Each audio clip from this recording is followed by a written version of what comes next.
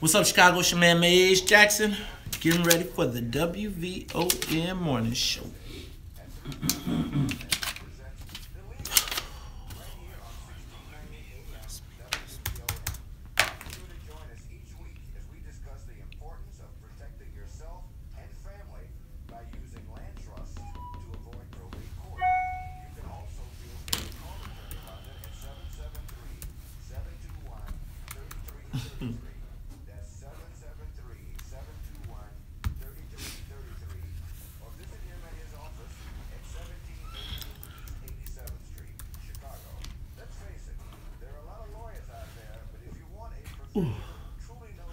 All right, y'all.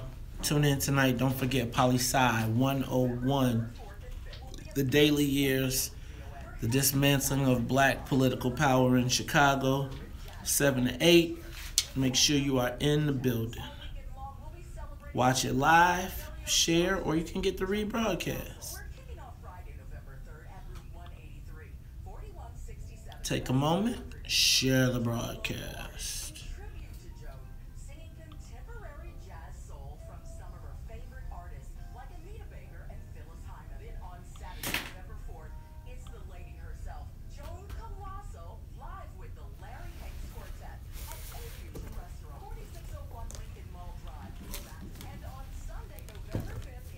Don't forget the jazz crowd.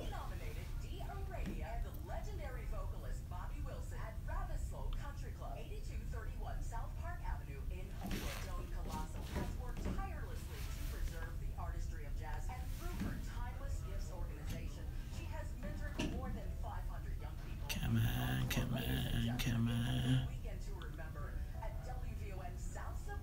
Our internet is moving a little slow this morning. Good morning, Dennis Evans. What up, Kehinde? What up, Zachary West? Tahira. Dennis Evans. Jeremiah Franklin. Tom Watson. Big Nate Williams. K.M. Milton. Good morning. What's up to everybody on YouTube? Thank you for joining us.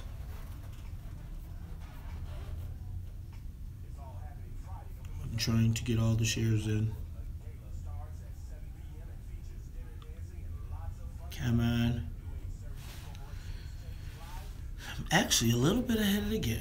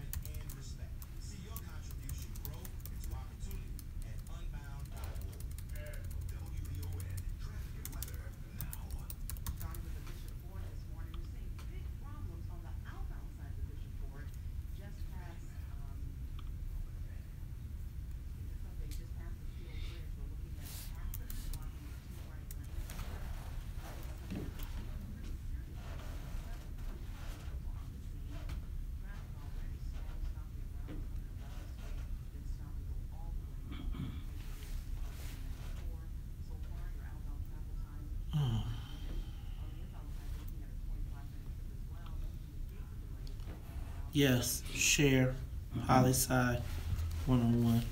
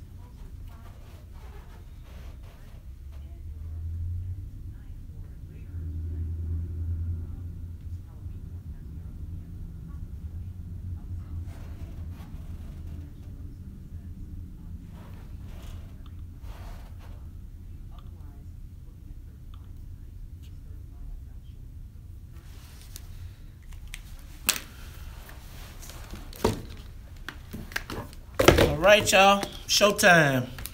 Time.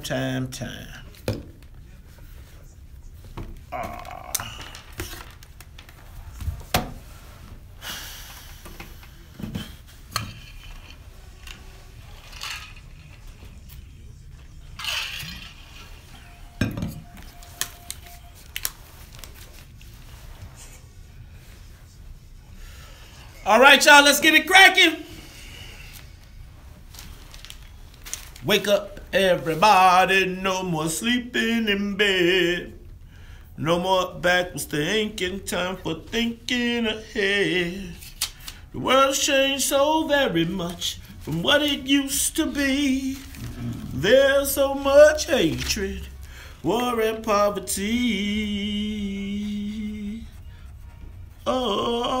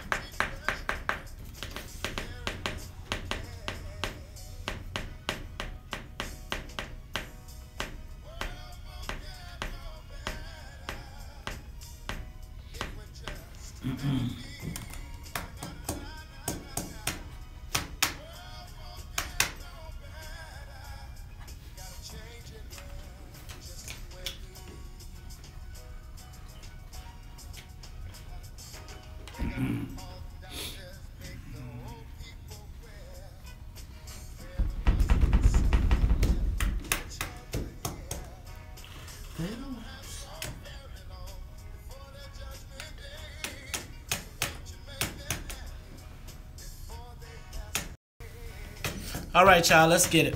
It's time. Showtime! Time to build a new land. I know we can do it if we all in the hand. The only thing we have to do is put it in our minds. Surely things will work out. They do it every time.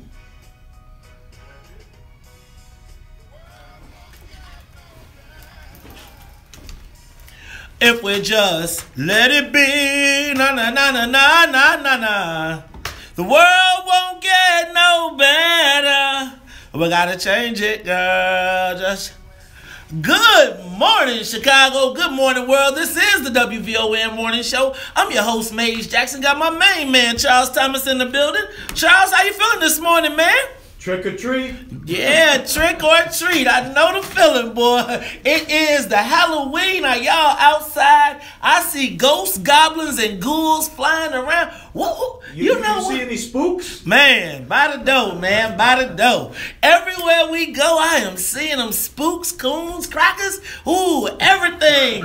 It is Halloween on the WVON Morning Show. Y'all, let me tell you, we have got it going on. You make sure. Now, you know what?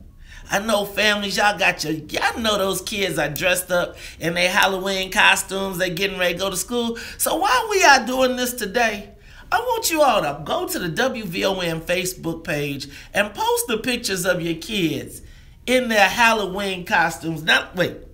Before we get started, because I'm getting a little spooky. It's getting a little, ooh. I see at the WVON Morning Show in the haunted newsroom. Ladies and gentlemen, is that her?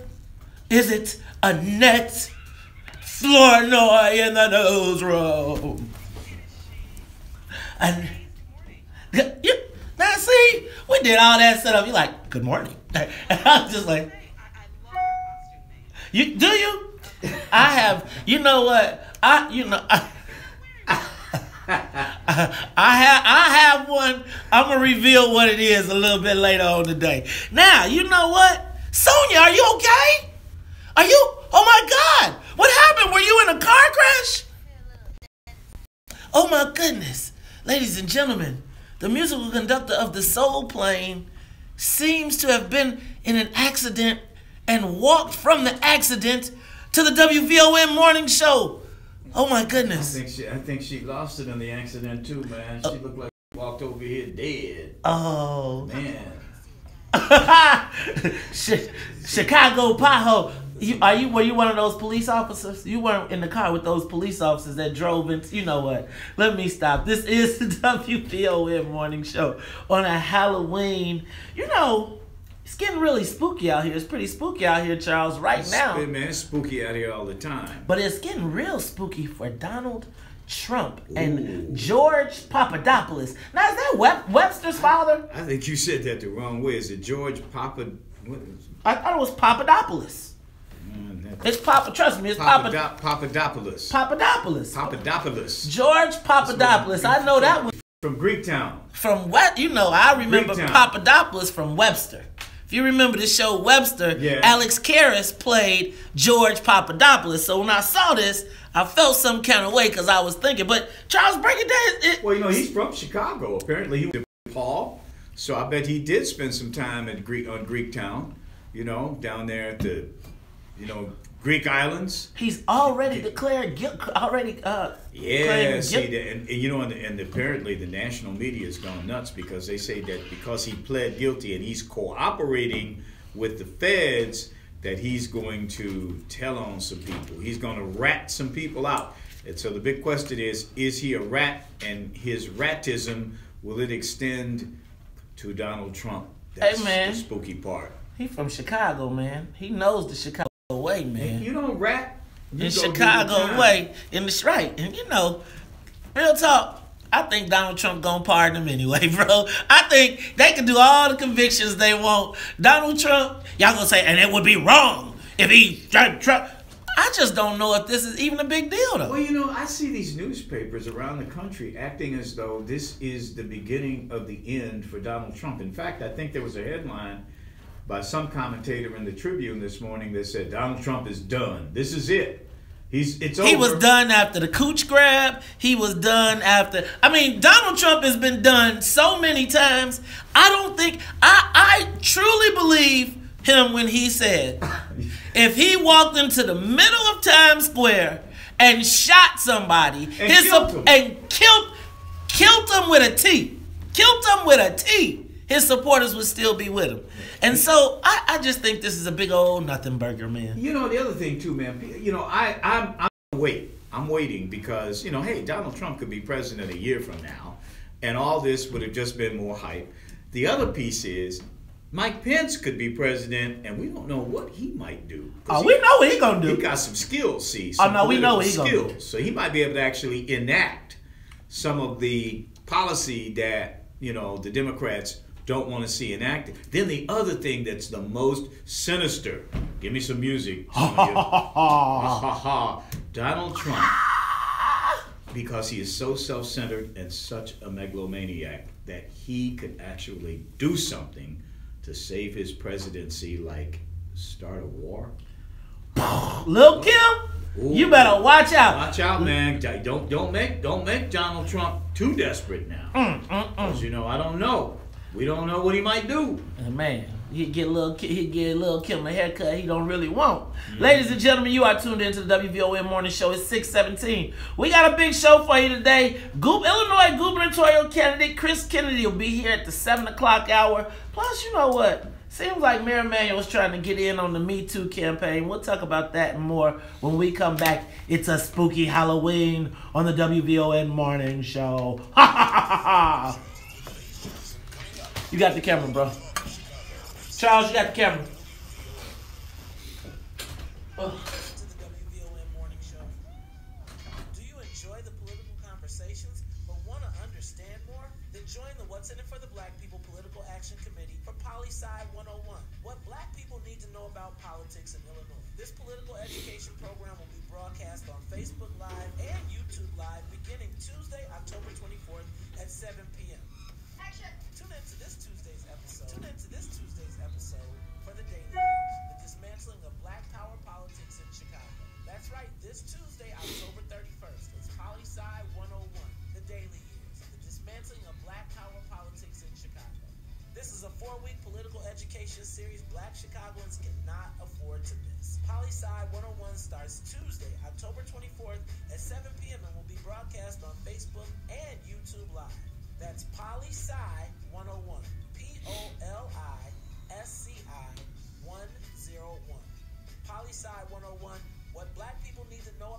politics in Illinois will be broadcast on Facebook and Yeah, man, I got to do double duty tonight. I got to watch the baseball game and Poli-Sci 101. You know, yeah, it's gonna be double duty. Double duty. It's gonna be the World Series and Poli-Sci 101. But I can always go back and get Poli-Sci 101 on YouTube or Facebook Live. But man, I got to figure this one out tonight. I got to figure this one out. Man. Yeah. I tell you, you got to understand about this Donald Trump thing. I mean, don't get too excited, because what'll happen is, you'll get all excited thinking that Donald Trump is done and Donald Trump will survive again, will live to preside another day. So be very, very, very careful. Be very careful about buying in to the hype. Because see, Donald Trump picked a fight with the news media, and the news media is fighting back. So the news media is jumping on everything it can to, to defeat Donald Trump. I'm kind of ashamed of it, because we shouldn't take an advocacy position one way or the other. But I think Donald Trump started the fight. He started it back during the campaign. And I think the news media took the bait, and they have taken on Donald Trump as an enemy and of the news media. And so they are jumping on all of this stuff. So you got to be careful about buying into too much of the hype, because everybody believes what they want to believe, it seems, these days, and facts are few and far between. And you got to be very careful about where you get your information, and you got to get your information from a variety of sources and then weigh it before you make a decision about what you think might be going on right now. But I wouldn't get overly excited about these 3 indictments, because they could just end here. That could be the end of it. Or there could be some other people around the periphery of this, but not Donald Trump. Just be careful. Be careful. Also, as Nate points out, the power to pardon is a powerful thing. If Donald, they have to get a conviction before he can offer a pardon. So this guy who pled guilty, since he's pled guilty, Donald Trump could pardon the dude, and that could be the end of it. And Donald Trump may have already made the deal to pardon the dude, having plead guilty, and then Donald Trump has already got the skids and got everything in order to deal with it. I just wouldn't be believing these headlines like Donald Trump is done. Not at this point. Oh, no. He hadn't even been impeached yet. And then plus you got to always remember that Republicans dominate the House and Senate. The House has to impeach. That means you got to get a majority of people in the House to vote for an impeachment. Then you have to get the Senate to convict. Both are controlled by the Republicans. It's going to be very, very difficult for him to go out that way. Now, if he resigns, that's another thing. But Donald Trump resigning, I don't see it. Man, D.S. Sanders seems to think that Donald Trump's going to serve 2 terms. She might not be wrong. Also, keep in mind, Donald Trump's only been in office 9 months, folks. 9 months. We're back. Station. Right.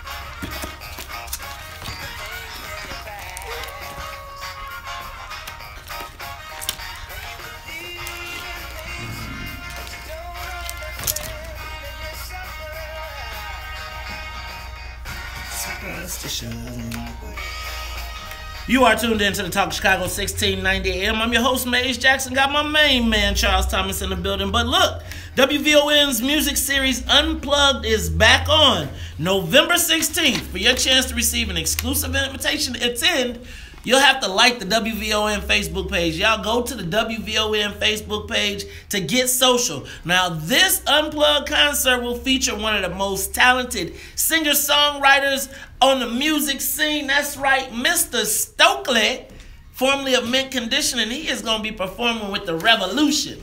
Yes, that Revolution. Prince and the Revolution. Well, it seems like him and Stokely have teamed up. Them and Stokely have teamed up for the WVON Music Series Unplugged.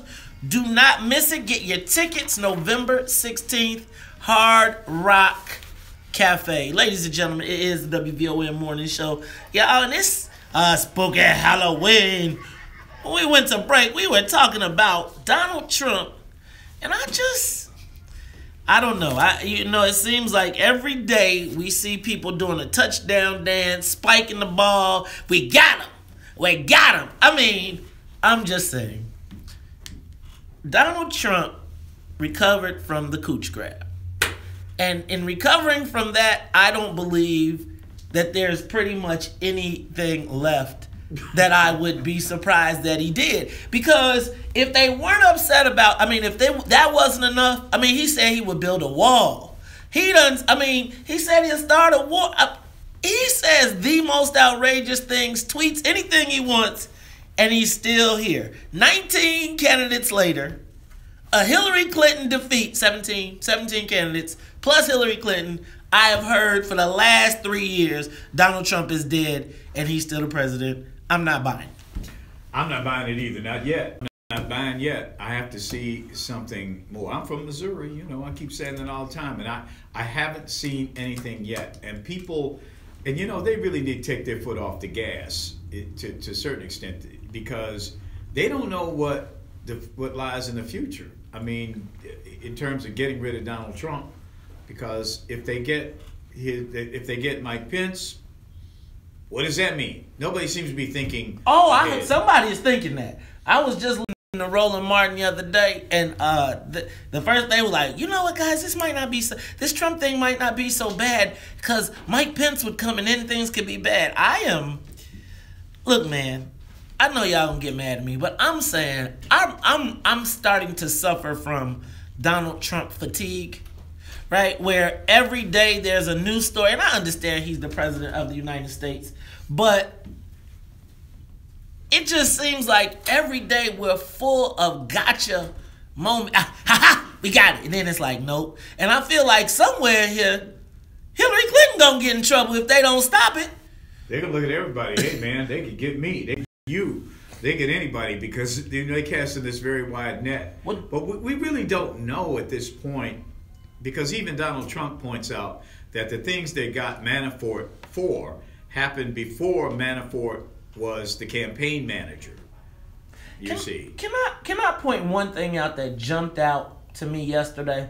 And I want black people to pay clear attention to this, because it's another example of how we think Democrat. Did you see that John Podesta's brother resigned from his firm yesterday? Now, John Podesta was Hillary Clinton's top senior advisor, and his brother runs a powerhouse lobbying firm for Democrats. He's getting tied up in this Paul Manafort thing because he was making money with Paul Manafort with all of this criminal activity. See, black folks, I just want y'all to understand, right? Because you still looking at only Paul Manafort, but it's some Democrats going down because, y'all, it's bigger than just this DNR stuff. These people want the bag. And the other thing, too, if you look at what's happening to black people in Chicago, in Cook County, in Illinois, and in the United States of America, in terms of where we are socioeconomically, Donald Trump didn't do this. Black folks, when's the last time black folks voted Republican? Abraham Lincoln. You probably got to go back to the 30s. Yeah. Something like that, before the New Deal came along. And boy, since that New Deal, we've been getting a raw one, baby. I'm just here to tell you. Now, Charles, it hadn't been all raw. No, it hasn't been. Okay. Well, the 60s were cool with the Democrats. We had unless you count the dogs. No, The dogs. I mean, you know, Kennedy pushed for, Johnson signed the Civil Rights Act. I mean, you know, we went Democrat. We elected a lot of people, mayors, Congress people, such. Yeah, it's just that maybe we just fell out of favor. I think we got to rethink what we do. You got to rethink what you do from time to time. We rethought in the 30s and then really rethought in the 60s about being Republicans as opposed to Democrats. I mean, the Democrats in the 20s, man, whoa! There was some bad news. That was the Klan. What they call them? Some mean hombres. Woodrow Wilson. Oh my God. Hang 'em high. Hang 'em high, man. He showed Birth of a Nation, the first Birth of a Nation. You know what, Charles? We got to get to our social media question of the day, but we'll do it when we come back. But I don't know if you saw this thing about Mayor Emanuel and Alderman Matt O'Shea jumping in on the Me Too deal. They want to put their own spin on it, but everybody got to get them a piece of this sexual harassment thing to show that they are in love with women. But they want to give people an extra 30 days off if you are a victim of sexual harassment. But 30 days! What about if you're a victim of racism? That's going to be the social media question of the day. We'll talk about it when we come back. It is the Talk Chicago 6:30. We'll be back after traffic, news, and weather.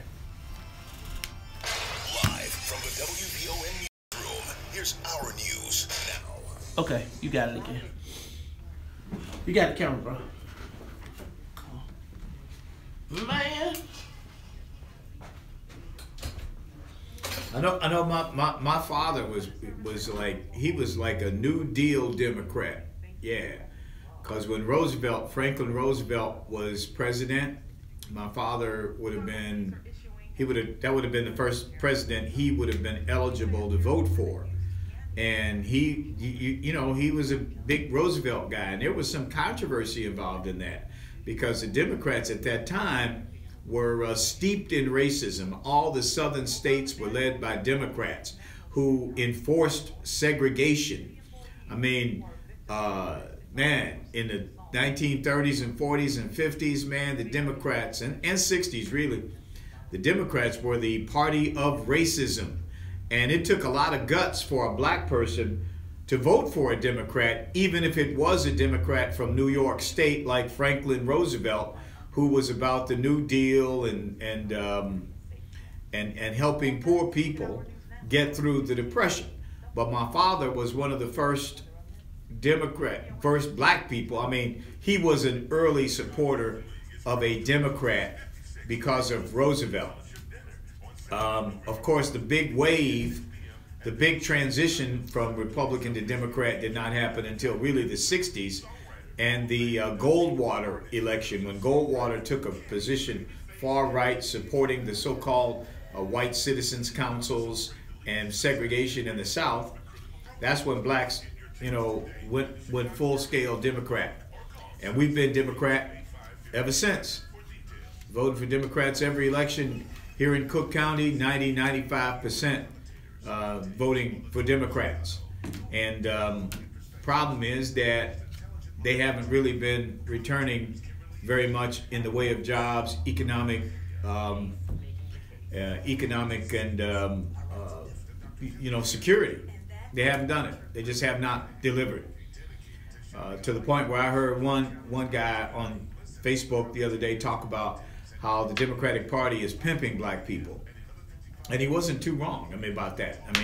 They are pimping black people. They're just getting the vote, putting us out there, but really we're not getting anything in return. And now they're sort of being very bold-faced about it because they're saying that they are more interested in courting the rapidly growing Latino population in the country, particularly in Illinois, as opposed to making sure that their black supporters are taken care of. And I think we're on the verge of a real change. We have to really begin to pull back our support and make them basically bring the bag, as Mays would say. Really begin to respond to some of the issues in the black community, and we haven't seen them really want to do that yet. Now it seems as though the candidates involved here locally Democratic candidates appear to be more concerned about, the sanctuary issue than they are some of the issues that black people have. They just are. And we have to make a decision. We have to make a decision about what we're going to do. What we're going to do. We have to basically go back to the middle and play both ends. Play both ends against the middle. Make them make some deals. Now at 7 o'clock this morning, we are going to press this fellow Chris Kennedy, the businessman who is running for governor, on the whole property tax issue that's affecting black people more adversely than anybody else, particularly in the south and west suburbs, where we have houses, where we have property values plummeting, going down. We have houses, thousands of homes underwater, owned by black people, by the way. We have a lot of foreclosures still. This is after the housing bust in 2008. We still have foreclosures going on like crazy in the black neighborhoods in the south suburbs and west suburbs. We have a lot of people who are simply walking away from their homes because they just don't have, they can't sell them. And then in light of all of this, the property taxes are skyrocketing. You got property taxes higher than mortgage and principal and interest rates in many south suburban communities. People are paying more for property tax than they are for their interest on their homes, their mortgage and interest. So we're going to talk to him about that. Hear what he has to say. Is he going to offer anything to black homeowners in his candidacy? Because it seems to be something that the Democrats don't want to talk about. They want to talk about Donald Trump. They want to blame Donald Trump for what's happening to black people in Chicago and Cook County. What? Now, Donald Trump's been in office 9 months, but we're supposed to blame him for the fact that your house is underwater. Go figure. But that's what they're talking about. In the meantime, they're offering everything to undocumented immigrants. I don't have any problem offering anything to undocumented immigrants. I mean, that's cool. But what about us?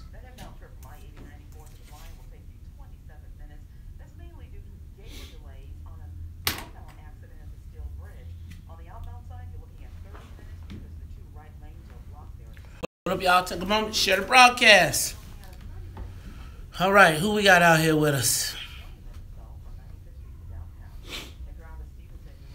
Shout out to Dennis, Renee, Patad, Nate Williams, D.S. Sanders, Shapiro. What up, Joe Wordlaw? What up, Denise Sims, Theo, John Rembert. The Cubs still suck. Elena, what up? Anthony. Hey, Anthony, I checked out that thing about the black... I got your email about the black municipalities and forming those. I've been seeing that. I saw a special about that. I'm going to circle back on that and look at it because I do think it's something we could possibly do. What up, Nate Collins? What up, Marcus Graham? Shout out to the Brook. Adam Fisher. Big Brother King, Mufasa Red. Tammy Matthews. James Williams, Denise Russell. Hey, y'all, tune in tonight. Don't forget, Poli-Sci 101. Tonight, the Daily Era, the dismantling of black political power. Y'all, it's going to be a deep conversation, but, man, I'm going to be honest with you. I've seen the slides for next week, and we're going to be doing that at the soundstage, so stay tuned. I want you to tune in tonight, but next week, you're going to be blown away. Soundstage. The whole joint is going down. Poli-Sci 101.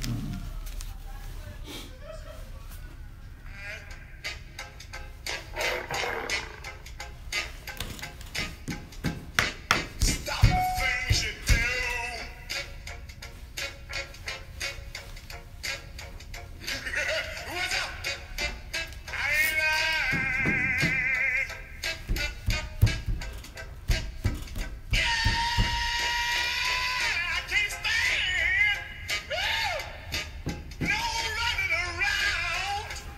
You are tuned in to the Talk Chicago 1690 AM.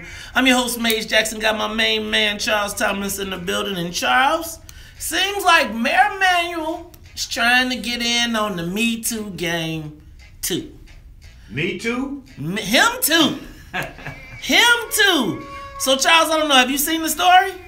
Yeah. Can you go ahead? No. Okay. You go for it, my brother. So, check it out. Mayor Emanuel teamed up, as Annette Flournoy has reported in her story. Annette, can you break down this story for us real quick? What Mayor Emanuel and Alderman Matt O'Shea are proposing? Yeah, for sure. So this is all part of the Domestic Violence Awareness Month. So what they're proposing is that city employees who are victims of domestic violence or sexual assault are granted a 1 month paid vacation leave. Well, not a vacation, but a one month leave. Now, and Sonia, can you give me his quote, the mayor's quote, please? Do you have the audio from that? Not have to make a false choice anymore between both receiving care or a paycheck. Okay. Now, to my sisters out here, to all the black sisters, to all the women, I want to make sure that you feel me when I say that I am in no way, shape, or form hoping or trying to take away from sexual assault, domestic violence.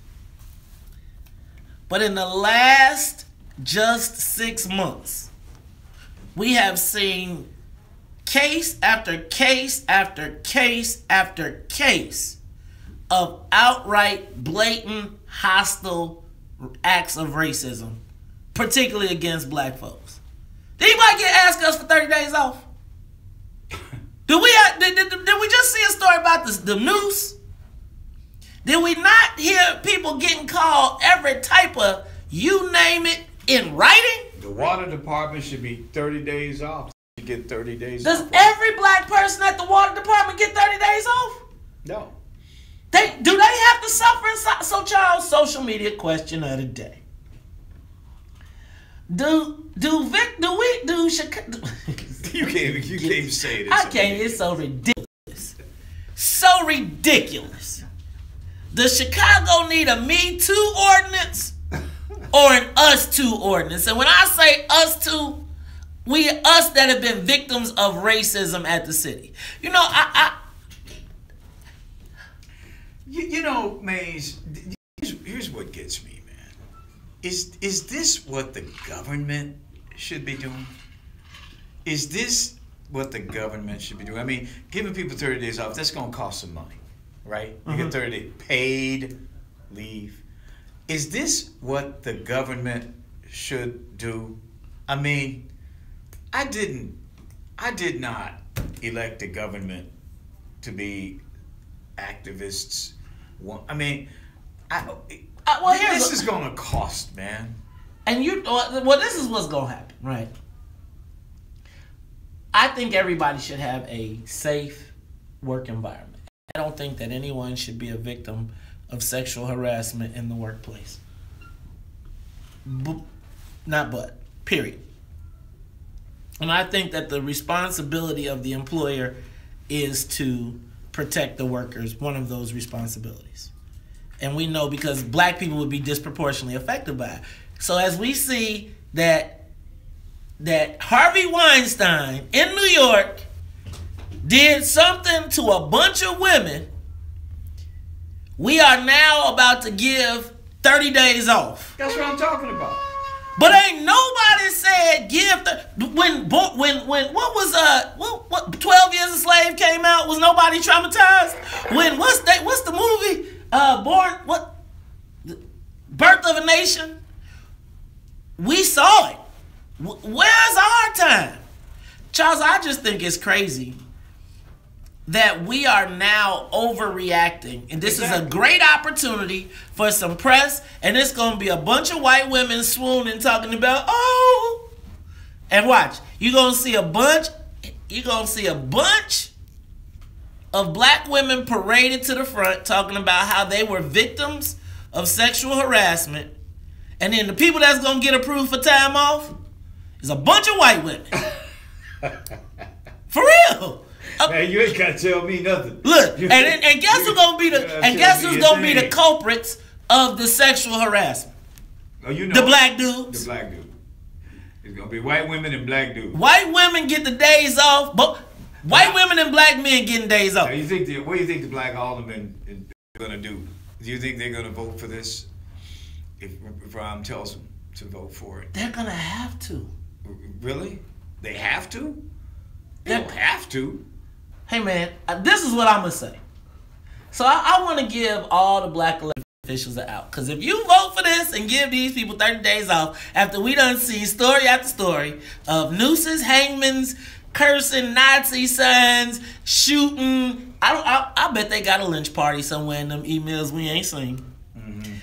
I want to encourage the black aldermen to attach an amendment to the ordinance that if you have been a victim of racism, you get 30 days off too. Do you know how many people would get 30 days off in the city? Do you realize how much that would cost the taxpayers of this city if they even did the sexual harassment piece? Because I can imagine, I don't want, I could get in trouble for this one. Oh, I could get in trouble. But there could be some folks out there who could actually lie and say they were sexually harassed in order to get their 30 days of paid leave. Well, let me tell you what. There's going to be folks out there. Now, I'm not saying that most people would do it, but I'm saying that the odds tell me there will be some people out there who will make some stuff up to get their 30 days off. So, WVON listeners, I'm modifying the question. Should black people get 30 days off as victims of should black city employees get 30 days off if they were victims of racism? I'm just saying, man.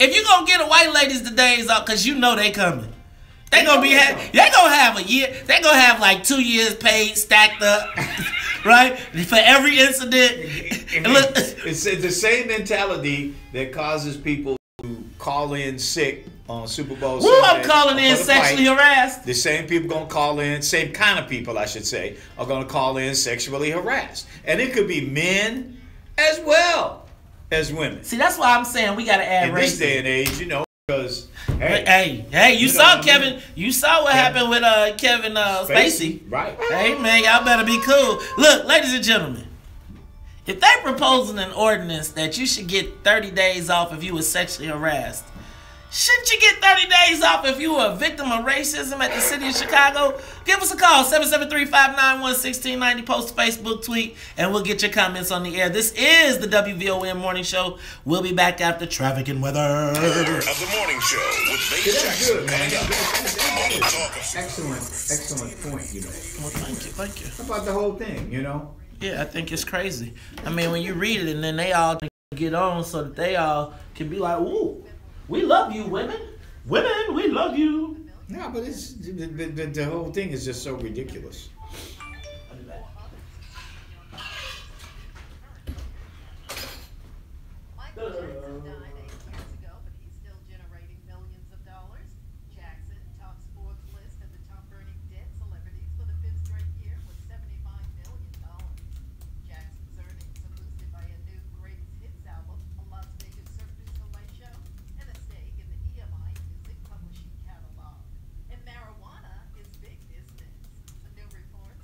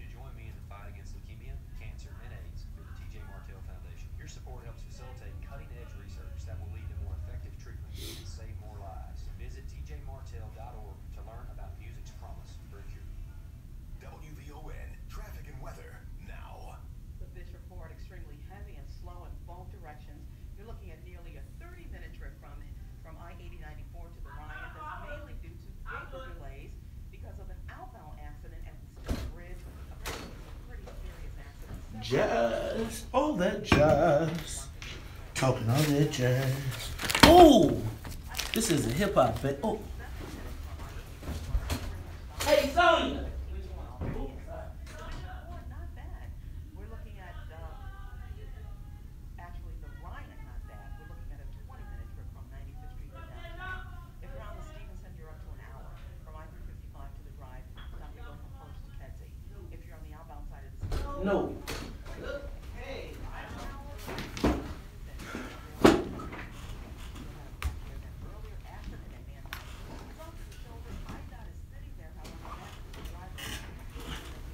All right, y'all. Lot going on out there. Okay, here we go. All right, what up, Kay? What up, Tammy? Amina? Kenya? Mark Quinn? Daryl Stiff? Elisa? Anthony Muhammad? Where is the jazz, bro? Okay. DS, Sharon Gochi, Carol Kane, Reese Moe, Kenyatta Smith. What up? What up, Ref? Bro!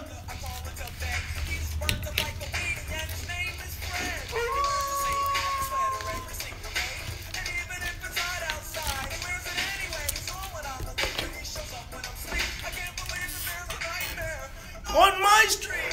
You are tuned in to the Talk of Chicago, 1690 AM. Now, I'm going to tell y'all, this November 3rd, 4th, and 5th, it is the WVON 3rd Annual South Suburban Jazz Crawl. Oh, let me get my jazz voice. Yeah, you cool.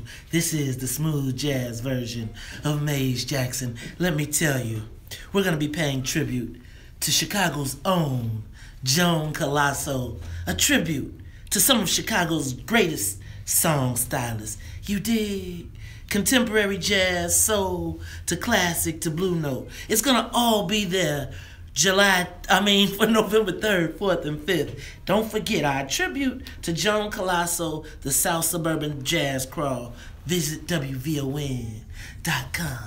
That is your man, Maze Jackson. This is the smooth jazz version of WVON. But I'm back, y'all. All right. This is the WVON Morning Show. I'm your host, Maze Jackson. Got my main man, Charles Thomas, in the building. And, man, seems like your boy, Mayor Manuel, is trying to get in on the Me Too campaign. Jesus. But I want to know, what about us, too? They saying 30 days off if you are a victim of sexual harassment. I'm saying, what if you're a victim of racism? Can you get 30 days off? Sometimes I wonder who is advising him. Who's telling him this stuff? Who you want me to tell you? Who told him this was a good idea? Somebody named, somebody from New York, somebody from New York, somebody from D.C., somebody he picked up on his travels, but definitely not somebody black. Certainly nobody black. Nobody black. Man, he be like, hey, bro. He's totally going the other way now. If you ain't consulting on chicken and churches and you black, you ain't. Nah, homie. Mm-mm. You can get up out of here with that. I got it. I mean, I'm telling you, man. He got a team, bro. They come up with the greatest. I can't imagine how the Romfather would have handled that. You know, when he was in his office, at the Romfather compound. The Romfather compound. How did he work that out? Charles, as the Romfather, we have to protect the women, but the coloreds, just discriminate against them. Hang nooses. Don't give them a promotion. It's the coloreds, man. The coloreds. But Romfather, I get the sense that maybe the coloreds are getting wise to this stuff. Charles. There seems to be some kind of revolt going on. There's no, Charles. You see, I've been convinced by the Afrostocracy that we have 10 more years of black lollipops. Black lollipops, you say? Black suckers.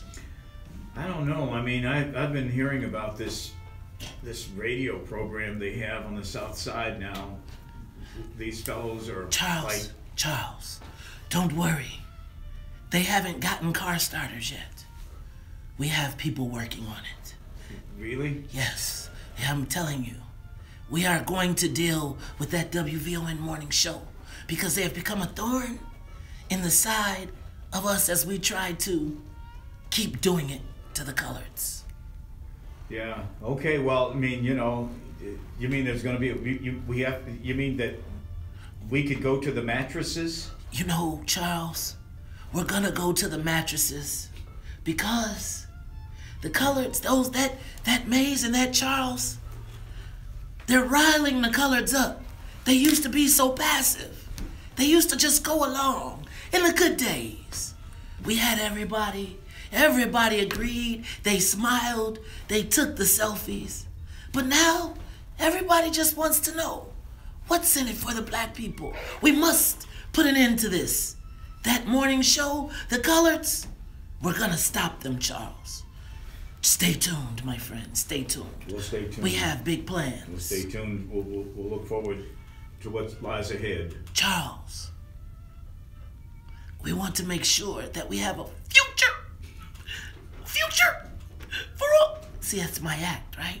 Now when I go to the camera, I can close my eyes real tight, squeeze a tear out, and make them all believe that I care about their future. As I steal their schools, as I banish them from the city, and then charge them more for water. Charles, we have got the ultimate racket. We'll keep doing it to the coloreds. We just have to find more complicit people. This is the Ron Father.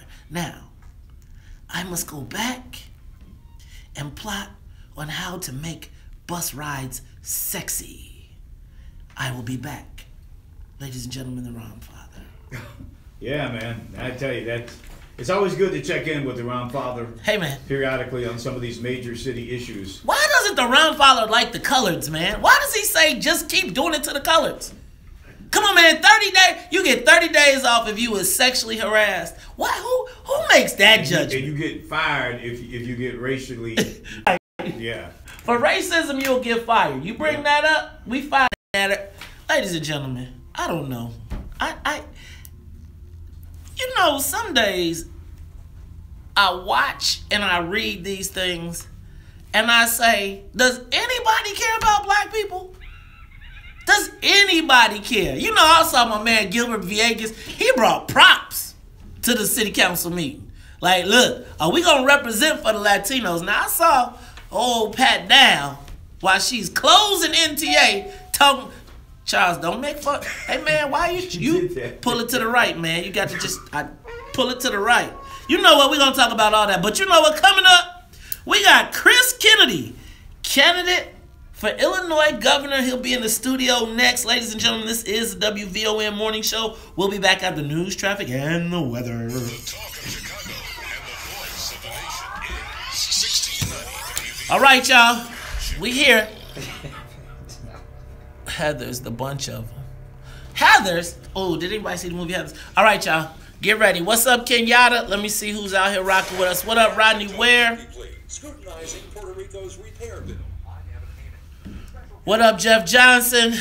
What up, Anthony, Dennis, Kang, Edward, Josh? I think you out there, man. What up? Amina, what up? DS, Denise, Marquin, Reese Mo. I want to say hi. Huh? Oh. You gotta get YouTube too. Halloween.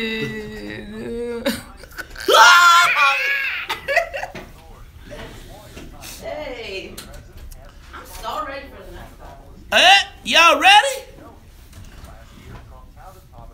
Nate, what's up, man? Nate, why you always be putting a smack down on her brother? You don't like my singing, man? What's up? You ain't never heard the statement sing like nobody's there? Like no one's listening? That's how I sing, man. I have to sing. I sing because I'm Lillian said the mayor's doing a great job. What? Lillian, where is she? Oh, I don't know.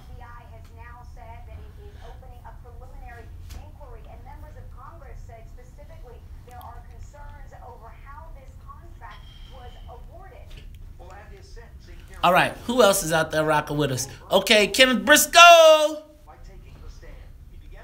What up? DS, what up? Hey Charles. Kennedy, how are you, man? How are you doing? Where you want me to sit? They sit right there. Too, huh? You bought the Lou? Chris can sit here. They sit right there. Can we put the Hey, Lieutenant Governor here? how are you, darling? This is James Hey ladies, Jackson. how are you doing? All right. Nice to see you. Hey, All right. Rebecca, how are you? All right, have you seen me on the dress? Well, hello there, darling. Okay. Okay. Yeah. All right. Hey Maze, I think you remember Rod Joy. I do. I spoke on the way in. And Rebecca Evans is behind me. No. Hi, how are you? Oh, I'm Pam. I know you. That is the gospel sister. I didn't know we were getting a lieutenant governor too. That's cool. It's window dressing. Window dressing. Yeah. I'm gonna call you that, man. Say, man, are you really window dressing? What's the deal? Letisa already hit that. Y'all need to scoot in. I like that. I like what No. We can tell us what's going on. Tell us why you're not. That's the thing. You know. That's perfect. They gave us a bonus. Why How about that? Good. I mean, I wasn't going to get up this early unless Rod had to as well. That's sort of Your our phone's thing. good? Your earphones are good? All right. Let me check you out, Chris. Do you want to come a little bit closer to me, Mr. Kennedy? Sure. Good. All this love. Oh, man. Here you This go. is great. Thank you. I'm putting them on. Not yet. Wait till Maze and Charles put theirs on, then you can Okay. put yours on. Thank you. All right.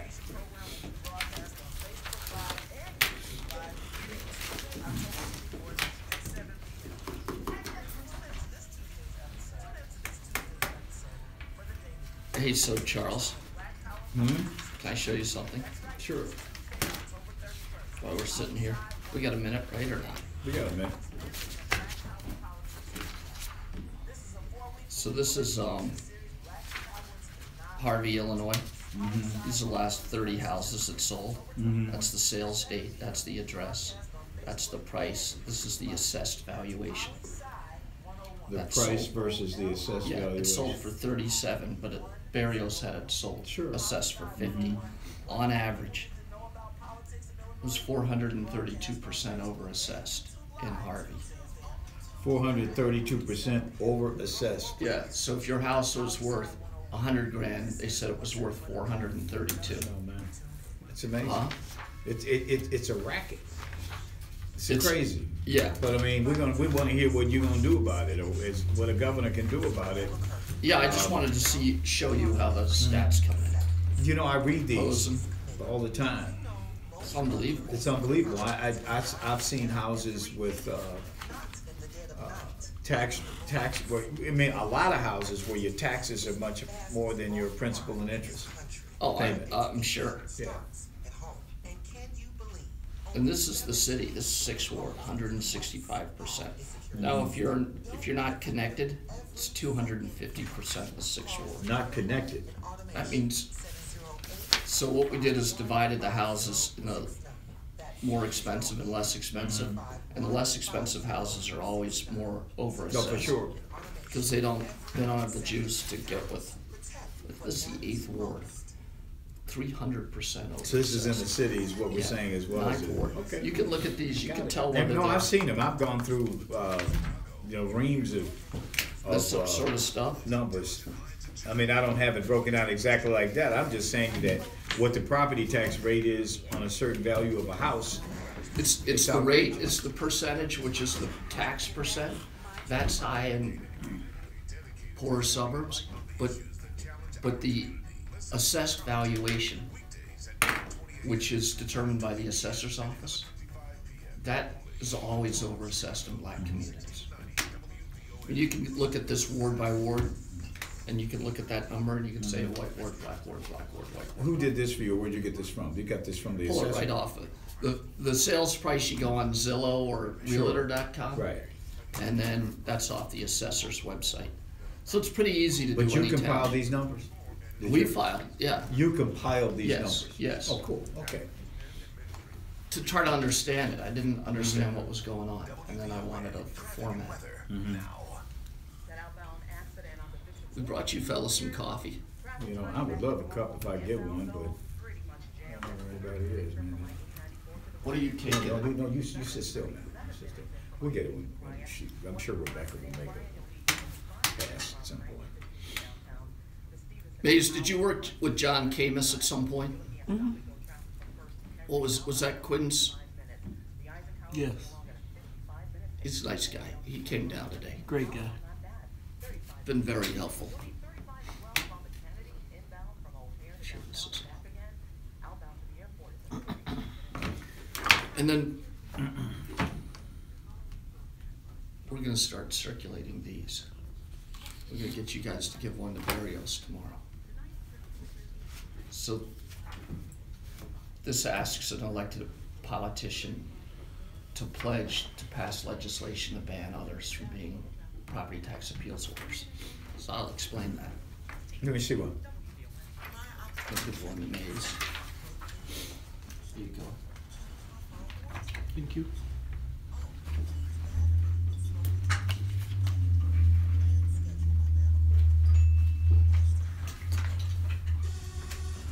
All right, now we're back.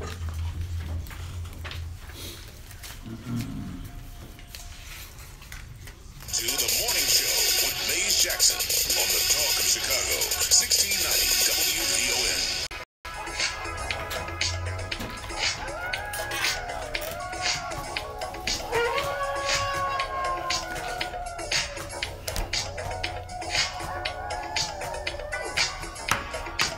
It's close to midnight, and something evil's lurking in the dark.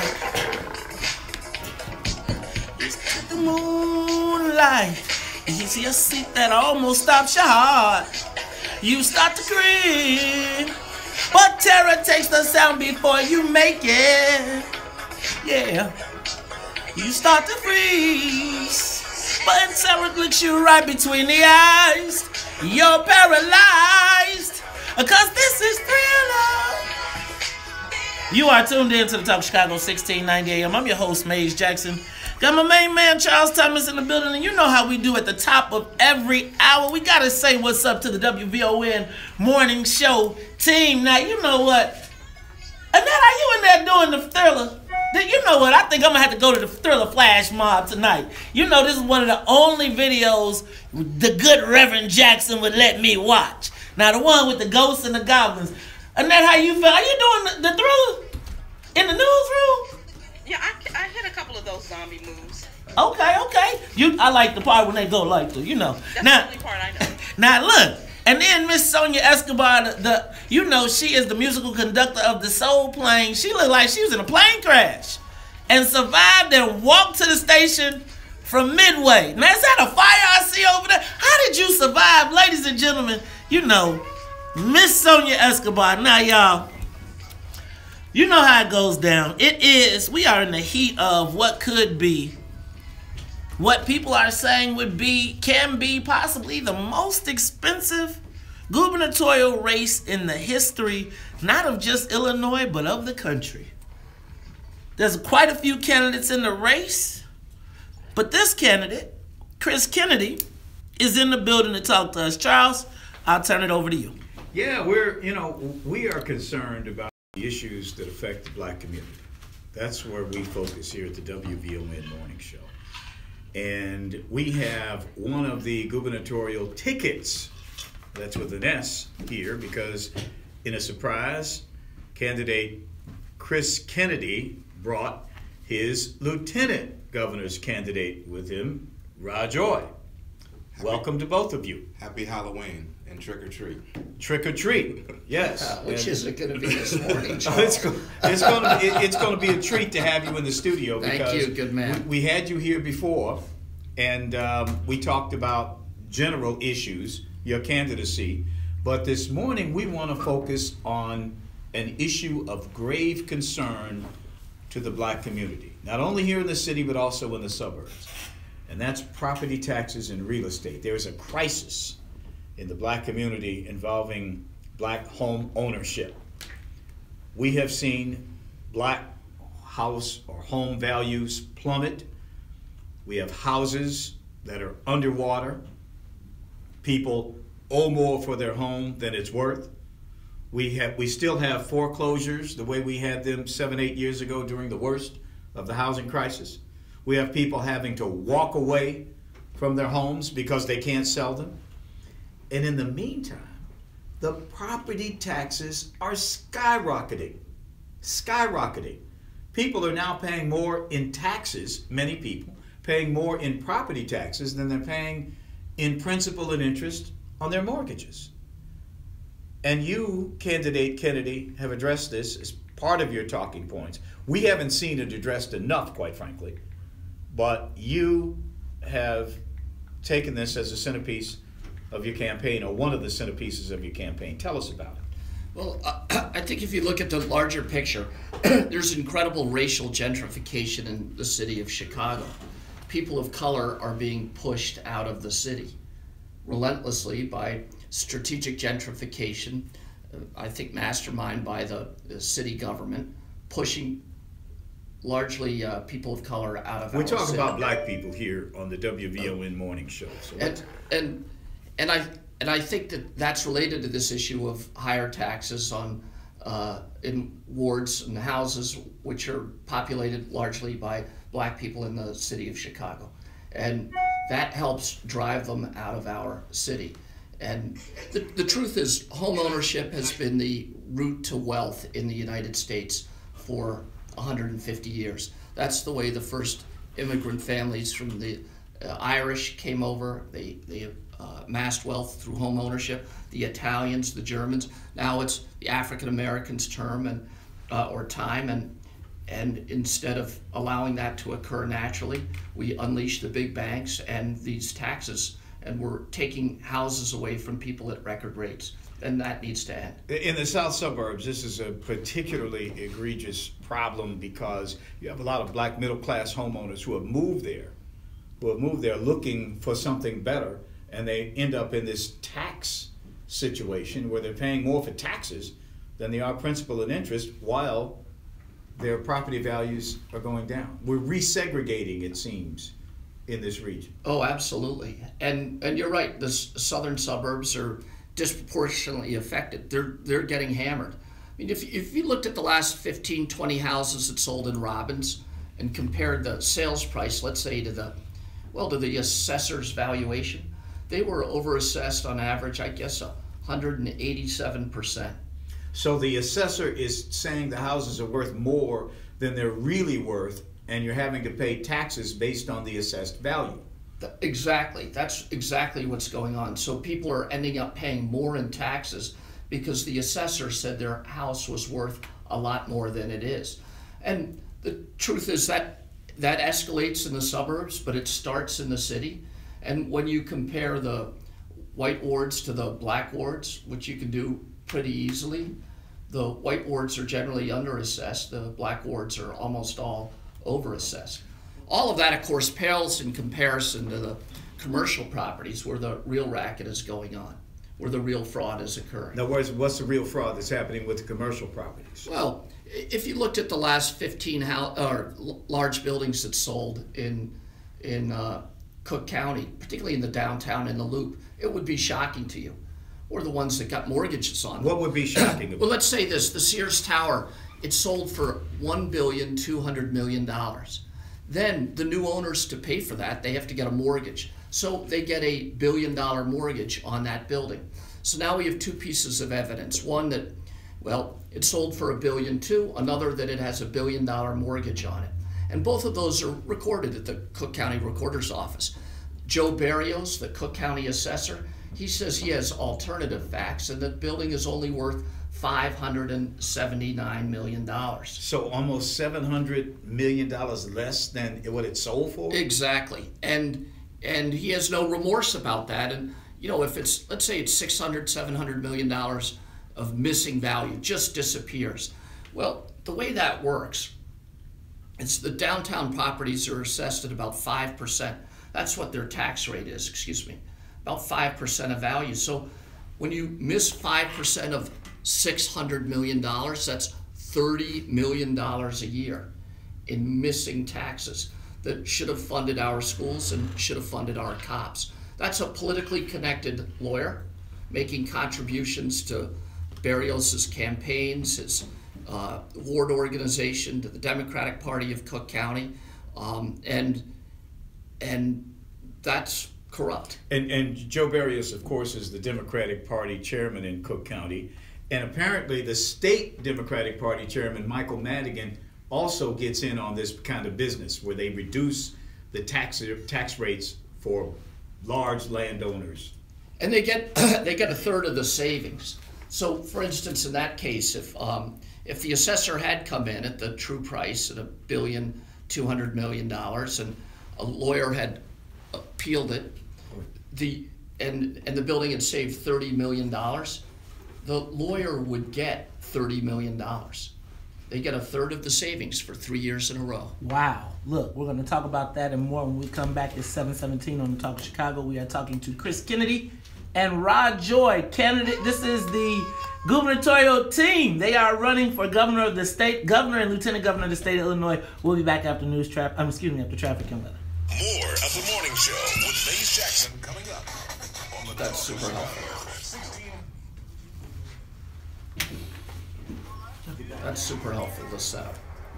You know, what we're talking about. The way a you're lot of people explaining don't understand what the deal is. We're gonna get into like. Well, I want to focus on this whole Madigan Berrios thing, but also what can you do about it as governor? What could you do about it? That's and I think that's where the rubber meets the road, and I think we can explain all of that. Yeah.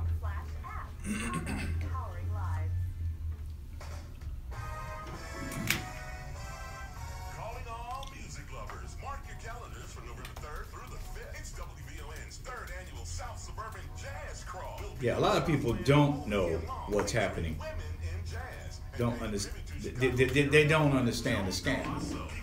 You know, No, they but once don't. you explain it to them, it's like showing them the Big Dipper. Right. You know, it's like, oh my God, we'll Right. never forget Right. what that looks like again. Yeah. South Suburban Jazz Crawl. Visit WVON.com for more details. Powered by our See, we have a very in tune. I know our Facebook audience is very in tune. They're Like high engaged. information. Yeah, they're engaged. They do 200 level, but 100 level is where I think this kind of information is needed. You can't say it enough. You just can't. But you know, it's incredible. I think that this cycle, a lot more people get it than got it in the past, and a lot of it has to do with the fact that Browner has spent tens of millions of dollars beating up on the speaker over these last 2 years, and this has been a whole big public education thing that, I mean, obviously, a Democrat like yourself, who's sort of taken on the machine, can take advantage of that. But that's where I think a lot of the public education has come. I mean, a lot of people are a lot more skeptical today than they were 4 years ago of what's going on in this state. And in government generally. I don't think any trust in government's probably gone at this point. I mean, certainly at the national level, that reinforces the idea that folks here are probably not in it for everybody's best interest. The thing is, when I come out on this stuff, it's not like me and Rod by ourselves. It's Emil Jones and Jim Houlihan and Bill Daley and, people who give legitimacy to this attack. This is not... This attack, you mean this... Well, this attack on the property tax system. Yeah. And but I mean, the thing about it, it's a Democratic Party invention. I mean, for all intents and purposes, it is. I mean, the party has to... this is the party. The party has to stop this. Well, yeah, but the party will never stop it. In truth, the party will never stop it. In truth, you look at the Tribune runs a 1 million data point study, says it's a de facto violation of 1964 Civil Rights Act. They say that. They say it repeatedly. They quote people who say it, experts, and less than a handful of politicians come out and criticize Joe Berrios or Mike Madigan. I mean, even Tony Preckwinkle just buries it with, let's study it. We're back, guys. So, here we go.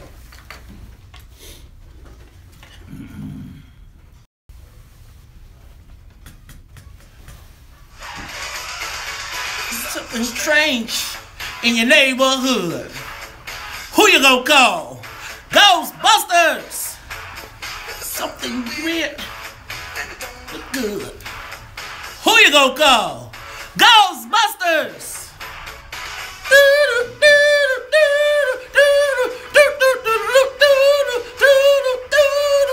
No ghost.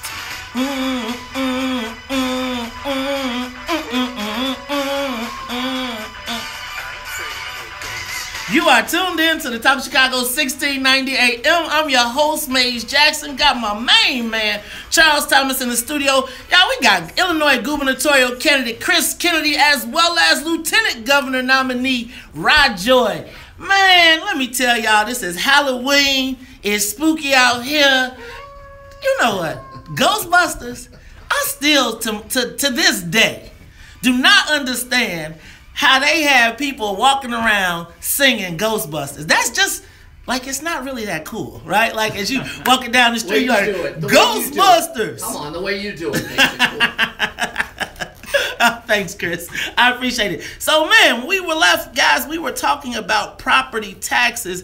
Charles, pick back up where you were. I'm going to get to the chase here because, you know, we got Joe Barrios, who you allege is over-assessing residential properties, particularly black homeowners, and then you have absolutely it's racial. Okay. Absolutely it's racial. Okay, now then you have Barrios under-assessing big-time skyscraper owners and lawyers, property tax appeal lawyers like Democratic Party Chairman Mike Madigan, representing these skyscrapers and getting these taxes reduced and making a whole boatload of money. It's a lot of money. A lot of money by by basically helping these skyscrapers reduce their taxes, which raises the taxes for homeowners. Now, as governor, what are you going to do to fix that situation? Well, I think it's going to take more than me as governor and Rod Joy as lieutenant governor. That the way to fix this system is to drive the dirty money out of politics so we can drive the dirty politicians out of government. The only people who are capable of doing that are the voters themselves. You know that people who, state reps, are afraid. There's a culture of fear in this state, and they don't want to stand up to leadership. But the only people they fear more than leadership is the voters themselves. And today we're going to begin passing out pledge forms that allow people to stop the racket. They can confront their state reps, they can confront their state senators between now and the March primary and ask them to sign a pledge agreeing to support legislation that would ban other state reps, like the Speaker, from being property tax appeal lawyers. So are you, the Speaker's running for re-election, Joe Barrios is running for re-election, are you urging voters not to support Joe Barrios for re-election and Michael Madigan for re-election? Well, I'd say this. I don't know whether Madigan is opposed. Honestly, I don't know what the. Well, I asked the question: are you supporting his re-election, or his? Do you want to see him? I wouldn't support anybody who doesn't support this ban. So you're not supporting Mike Madigan for re-election? Say it on the record. What's that? Say it on the record. Are you supporting Mike Madigan or not? In terms of his re-election? His re-election. Yes. If he signs this ban, I'll support him. If he signs the ban, I'll support him. But he hasn't signed the ban, so the ban wasn't available till 35 seconds ago. So if he signs that ban, I'll support him. If he does not sign the ban, I will not support him. You know, you're sounding like a politician. No, I'm being straight up. I'm giving everybody a fair chance. I'm giving everybody a fair chance. If they want to get the dirty money out of politics, then they get to start over. If they do not do that, I will not support them. Zero chance. Chris, have you ever had a property tax reduction, whether in any of your business entities? I'd say every year, the commercial properties that I've been, every reassessment year will appeal, pretty much always, and I think. So you've taken advantage of this system? No, I wouldn't say that. I wouldn't say that. I wouldn't say that relative to What's our the difference peers between you and the other downtown building owners that took property tax assessments that affect the people from the south suburbs? I think that the major difference between what's happening with the properties that I've been dealing with is this: that the assessor comes to us and over-assesses the properties. I had one property that was so over-assessed that the taxes alone would have been more than the gross revenue. So isn't that the same thing isn't that the same thing though that those downtown building owners say? No, they're getting a reduction from actual value. I'm saying that they over-assessed our properties and I had to fight them. And I was willing to stand up and do that. And I'm willing to call them out on it today. And that's a huge difference though. That's what makes it a racket. If you didn't have to pay the lawyer in between, it would simply be extortion. So when somebody comes to you and says, I'm going to over-assess your property so much that the taxes you'll owe exceed the gross revenue, all the income for the building combined, then you lose your property. And I'm willing to stand up and fight anybody who's going to do that to me. Chris, when did this become a priority for you? When did you find out about this? You know, it really relates back to my interest in the schools, in education. And I couldn't figure out why the Trump voter voted for Donald Trump. And I was looking for an explanation, this feeling that people are slipping behind, that they can't keep up, that this economy will not give them a chance. And I started looking at what's called the college readiness rate for the communities that voted so heavily for Trump. And the truth is that go to Cairo, Illinois, 0% of the kids who graduate from that high school are college ready. 0% are ready to work in the 21st century American workforce. Let me ask just one more. And that's driven by the property tax racket. So let me ask you, Chris. You know, your campaign is having some challenges raising money. Hold on, let me finish. Is this a strategy to reach the black voter to talk this issue because you were not able to get traction in the traditional party, which you initially supported? I don't think you could dismiss it as that at all. I've been talking about this for a year now, and I think it's serious. I think when you go to, you go to Hyde Park Academy and 0% of the people who graduate from that school are considered college ready. When you look at Robeson and 0% of the kids who graduate Robeson are college ready. When you look at Epic Academy, 3% of the kids are college ready. Now, Chris, are you picking up the papers? What's are that? Those the papers? Are these today's papers is actually really interesting because they switch from the ACT to the SAT. Okay. And you have the exact same terrible outcomes where 25% of the kids are ready. Okay. And that is all due to the fact that we pay for our schools with property taxes instead of an income tax at the state level. We need to fix that problem. That's the most important problem. The property tax racket then needs to be fixed by itself because it's destroying our communities. Now, I want to move to Rod Joy, who's been sitting here quietly. I don't want you to be window dressing here, my brother. Do you support Joe Berrios for re-election or Michael Madigan for re-election? I would echo what Chris Kennedy just gave voice to. If they sign the pledge, then we'll support their candidates. Who signed the pledge so far?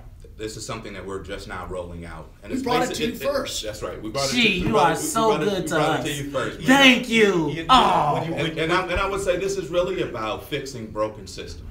And I think the local property system is a glaring example of what's wrong with Illinois right now. Everything about the system is broken, from the assessment to the appeals to the politicians who are profiting off of that broken system. All right, guys, you know what? We're going to stop it right there because we got to go to news, traffic, and weather. When we come back, we will continue this conversation. Plus, we'll take your calls. Ladies and gentlemen, we're talking to Chris Kennedy and Rod Joy. They are running for governor and lieutenant governor of the state of Illinois.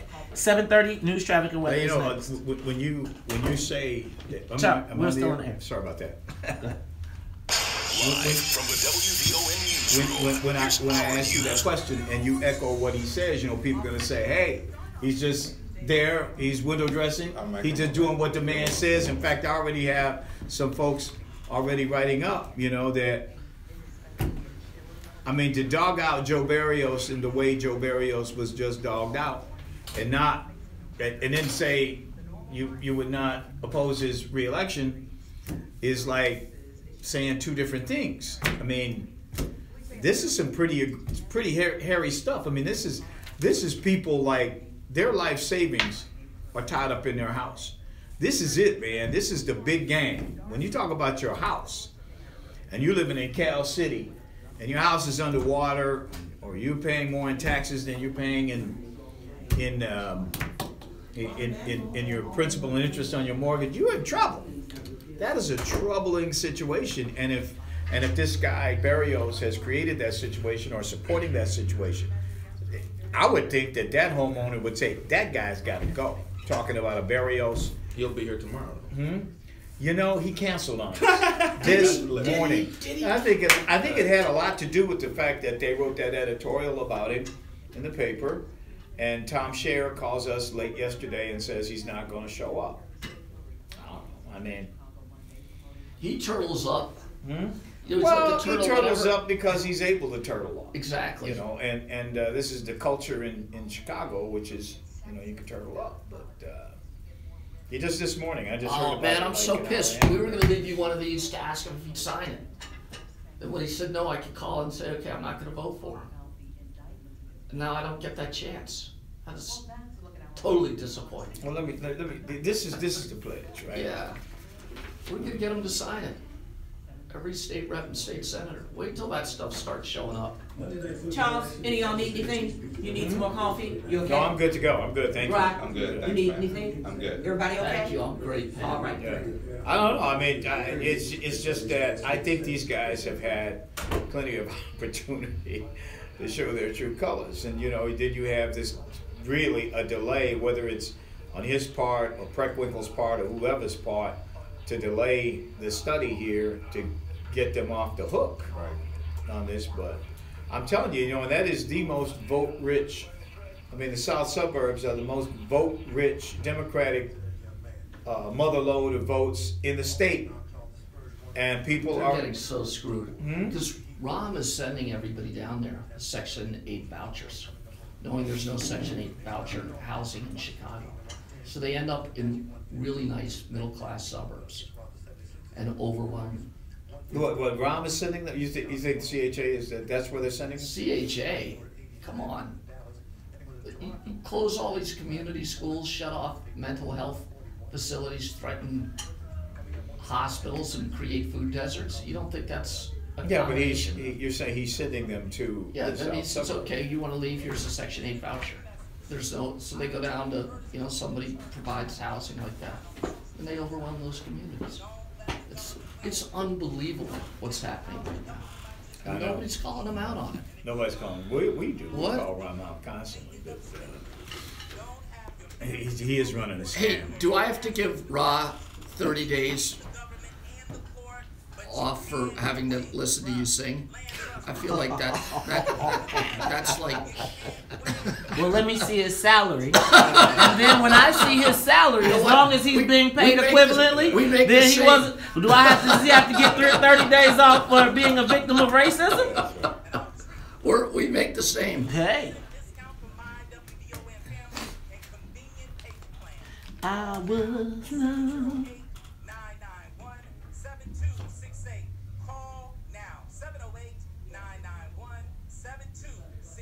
The thing is, I think a ton of the voters are actually homeowners. Almost 2/3. Yeah, that's what I'm saying. I know this is complicated, but they get it. They get it, but they may not have had all the dots connected. They have the dots unconnected politically. What's happening to them? Yeah, and that's the missing piece. And a lot of people think it's just happening to them. They don't understand that this is happening to thousands of people. I mean, it's happening across the board in also, many that bill communities. comes in, and it tells you what the 1/10 valuation is. So you think you may be getting a deal. Well, but it's a terrible. But I think they've also, those that have been there 15, 20 years have seen it go up. They've seen it just go up, and the value go down, down, down, down, down. When they try to sell, they're stuck.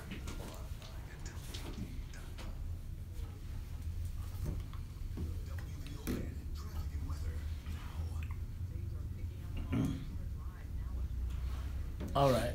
Who's tuned in? Who's rocking with us this morning? All right, y'all.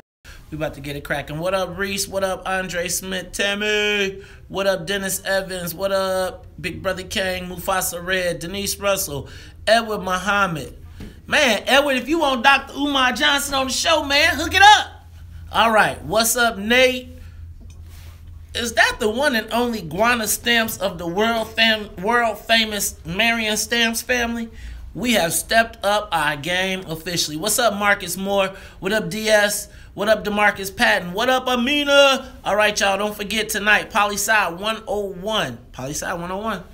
7 o'clock. Broadcasting live, Facebook. The Daily Era. The destruction of black political power in Chicago. Get ready, y'all. We about to get it cracking. Now, you all coming to the jazz crowd? I got to get my smooth jazz voice on. Get ready. Yeah, I'm ready, all right? You dig. Now I'll take those 30 days.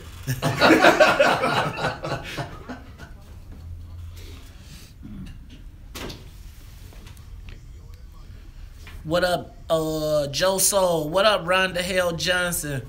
What up, R.H. Murphy? Antonio? What up, Rego Babo?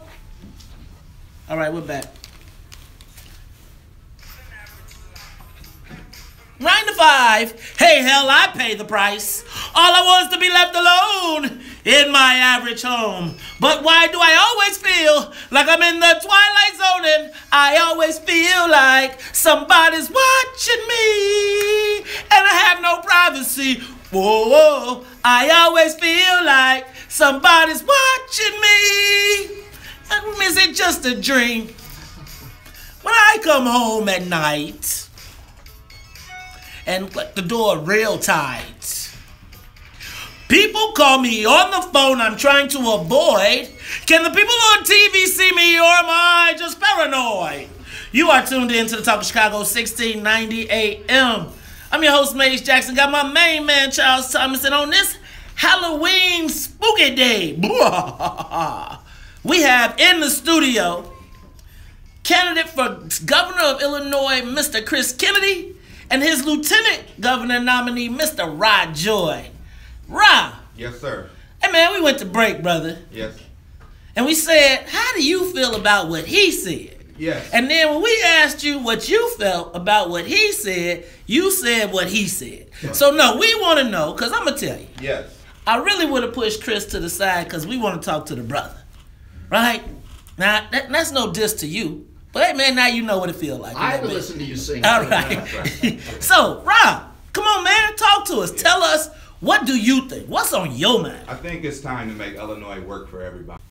Okay. Don't look at that paper. Instead of a government that serves all people, we have a system where a really small handful of political insiders wield disproportionate power. Well, they do. Okay, you just said that, but now you're giving them a break. And this campaign is not just about replacing the governor. It's about It's about changing the political culture that exists in our state. But everybody we talk to, Charles, whether it's here in Chicago, in downstate Illinois, in central Illinois, they recognize that the status quo has failed us miserably. And for individuals who have overseen these broken systems and profited from these broken systems, it's time for them to go. But those guys like Joe Barrios and Mike Madigan. So we heard a rumor that Joe Barrios was going to be on your program tomorrow. Right. So we brought this pledge so that you could present the pledge to him tomorrow. That ain't our job. That's your job. Wait. Is he going to be on your program tomorrow? He's canceled. Why did he cancel? I have no idea. Maybe because he knew you were coming. I don't know.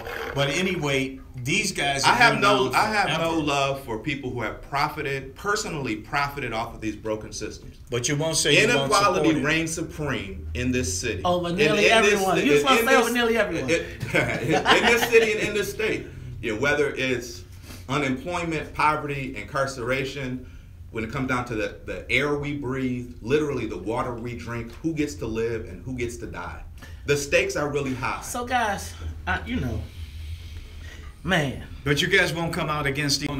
Oh, well, that's because I've called for him to resign. Please, I've called for Barry. Oh, good. Okay, that's good. You want him out. What? You want him gone. I think the system is a violation of civil rights. He needs to leave. Okay. I think, having said that, we want them to sign the pledge. Chris? Yes, sir. So if Joe Barrios is having what he's doing is a civil rights violation, Are you suggesting that the people that are partaking are violating our civil rights, even if they're the head of the Democratic Party of Illinois? I'd say they're part of a system that's... Come on, man. You gotta do better than that. No, I don't. I mean, I'm trying to be accurate. You want somebody who's oppositional to what Speaker Madigan's doing? I'll say this. I think what he's doing is not illegal, but it should be. I think what he's doing is not illegal, but it should be.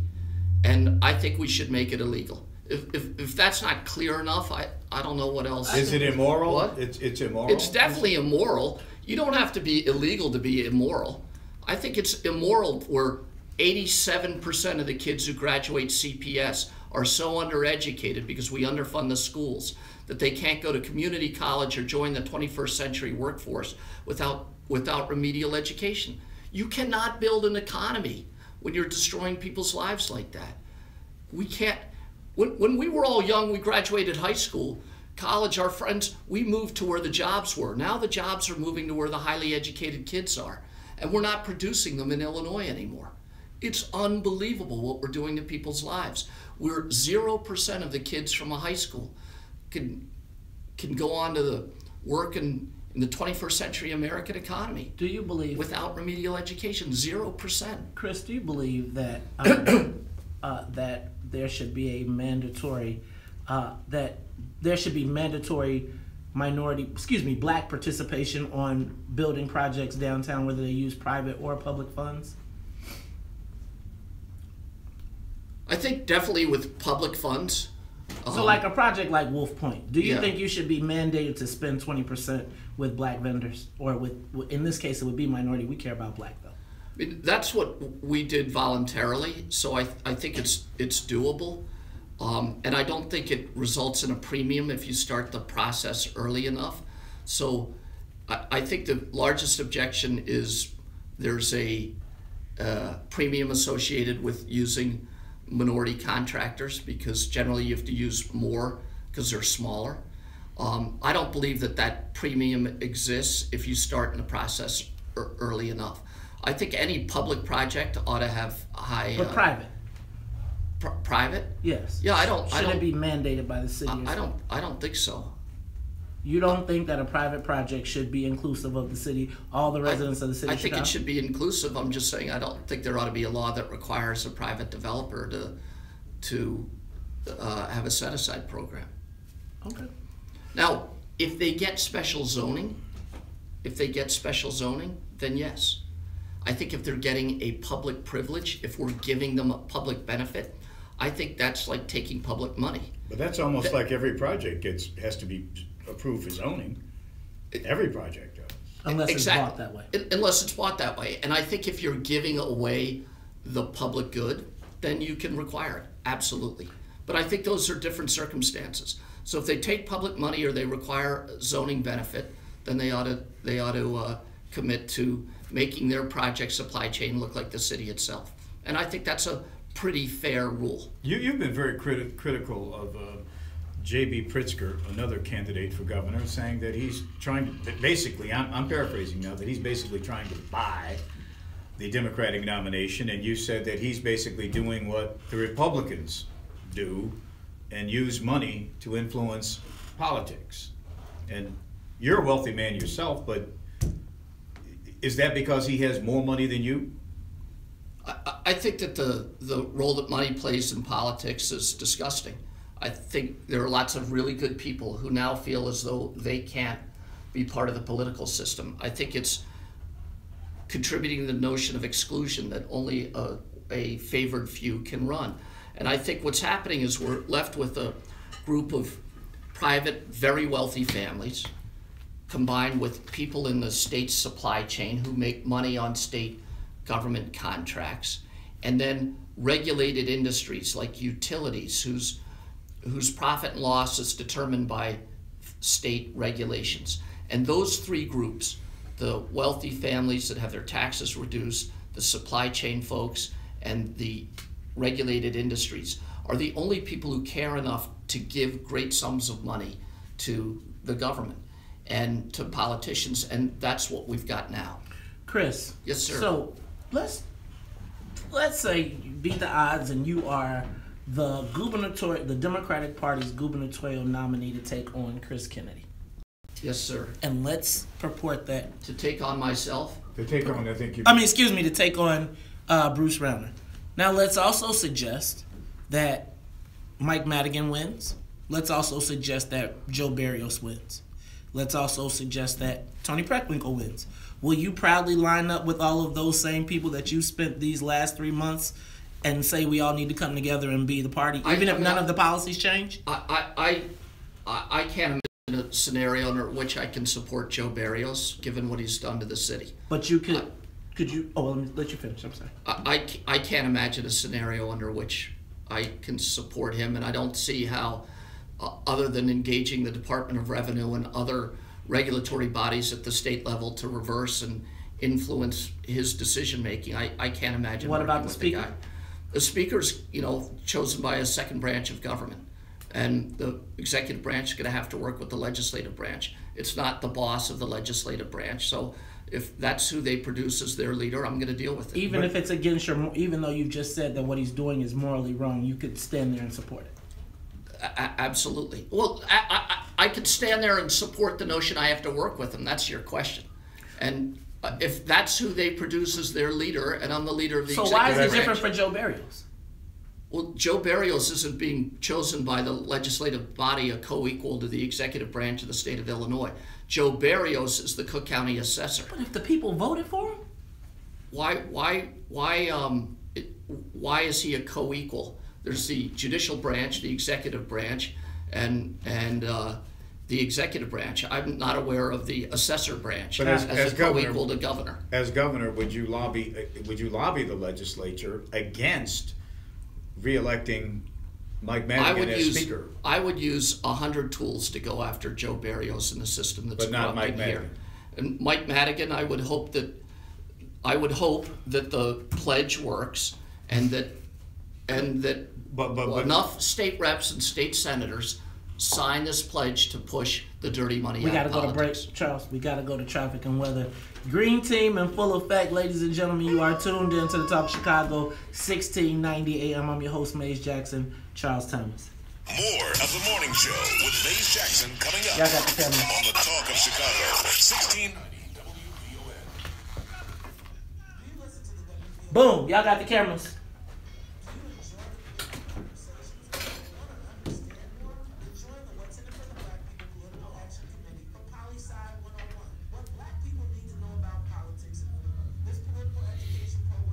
So who did you get to pinch hit for Joe Barrios? That Mike Madigan, he holds just tremendous power. I mean, over the party, the Democratic Party. I mean, nobody really wants to provoke him. Because I don't know how much more provoking I can do, Charles. Huh? I don't know how much I think I can do before. I don't know. I mean, I think that there is. He's had 3 years in the legislature. He's been speaker, 34 of the last 36 or 32, something like that. I don't know. But he's viewed as part and part. If Illinois is problematic, he seems he's part and parcel of the problem. And I don't see Democrats really, at least not you, really going after him. I'm sorry, I showed up here today with a pledge that pushes state reps and state senators to push him out of the legislature. So if that isn't strong enough, push him out of the legislature? Yes, because it says that he can't be a property tax appeals lawyer and be in the legislature. So he has to make a choice. And I think that's a choice that everybody should have to make. So you think this, in effect, would force him to leave the legislature? Yes, because I'm going to get individuals to confront their local state rep and state senator. This isn't me. This is somebody in... It's sort of indirect. It's kind of indirect because you're saying that if you drop the man's business, then the man goes away. But I would saying if the man has a choice between making millions of dollars a year as a property tax appeals lawyer or being a state rep, he's going with the money. You think? Don't they always? I don't. What? I don't. Okay. So that's why you're held in such esteem. Really? I don't. I mean, I'd rather come here and get gas money and really make a difference.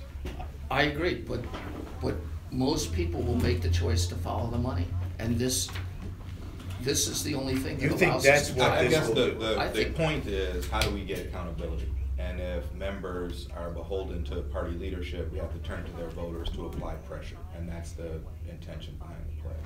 And at the end of the day, if people don't get more involved in what's going on, nothing's going to change. Especially in this race. Cardinal Supich said about a month ago, in a democracy, we get the government we deserve. That's what he said. Rod, scoot in. I'll scoot in so y'all scoot in so you can be in the camera shot though. Am I good? Yeah, good. So I think those state reps are afraid of him, of the speaker. The state reps are afraid of the speaker. Of course, they're terrified of their own voters. And if the voters show up and film this and say, will you sign? You are tuned in to the Talk Chicago 1690 AM. I'm your host, Maze Jackson. Got my main man, Charles Thomas, in the building. And we are talking to Illinois gubernatorial candidate Chris Kennedy, as well as his lieutenant governor nominee, Ra Joy. Charles?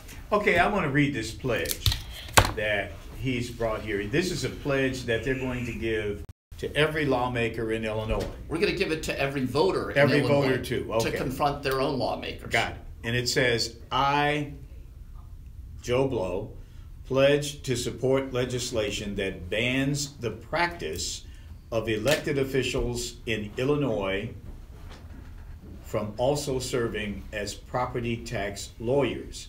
You say this is aimed at Mike Madigan, who is a property tax lawyer who benefits from this system, and you say this is enough to get Mike Madigan to go away. You really believe this? This is what I believe. I believe that every state rep and state senator is afraid of leadership. There's a culture Mike of fear. Madigan. Well, that's in both houses and in both parties, and the only group that those state reps fear more than they fear leadership is their own voters. And between now and the March primary, they're going to be coming to community groups all across the state. And when they show up in those community groups, we hope some member of each community is going to ask them at question time, will you support this ban?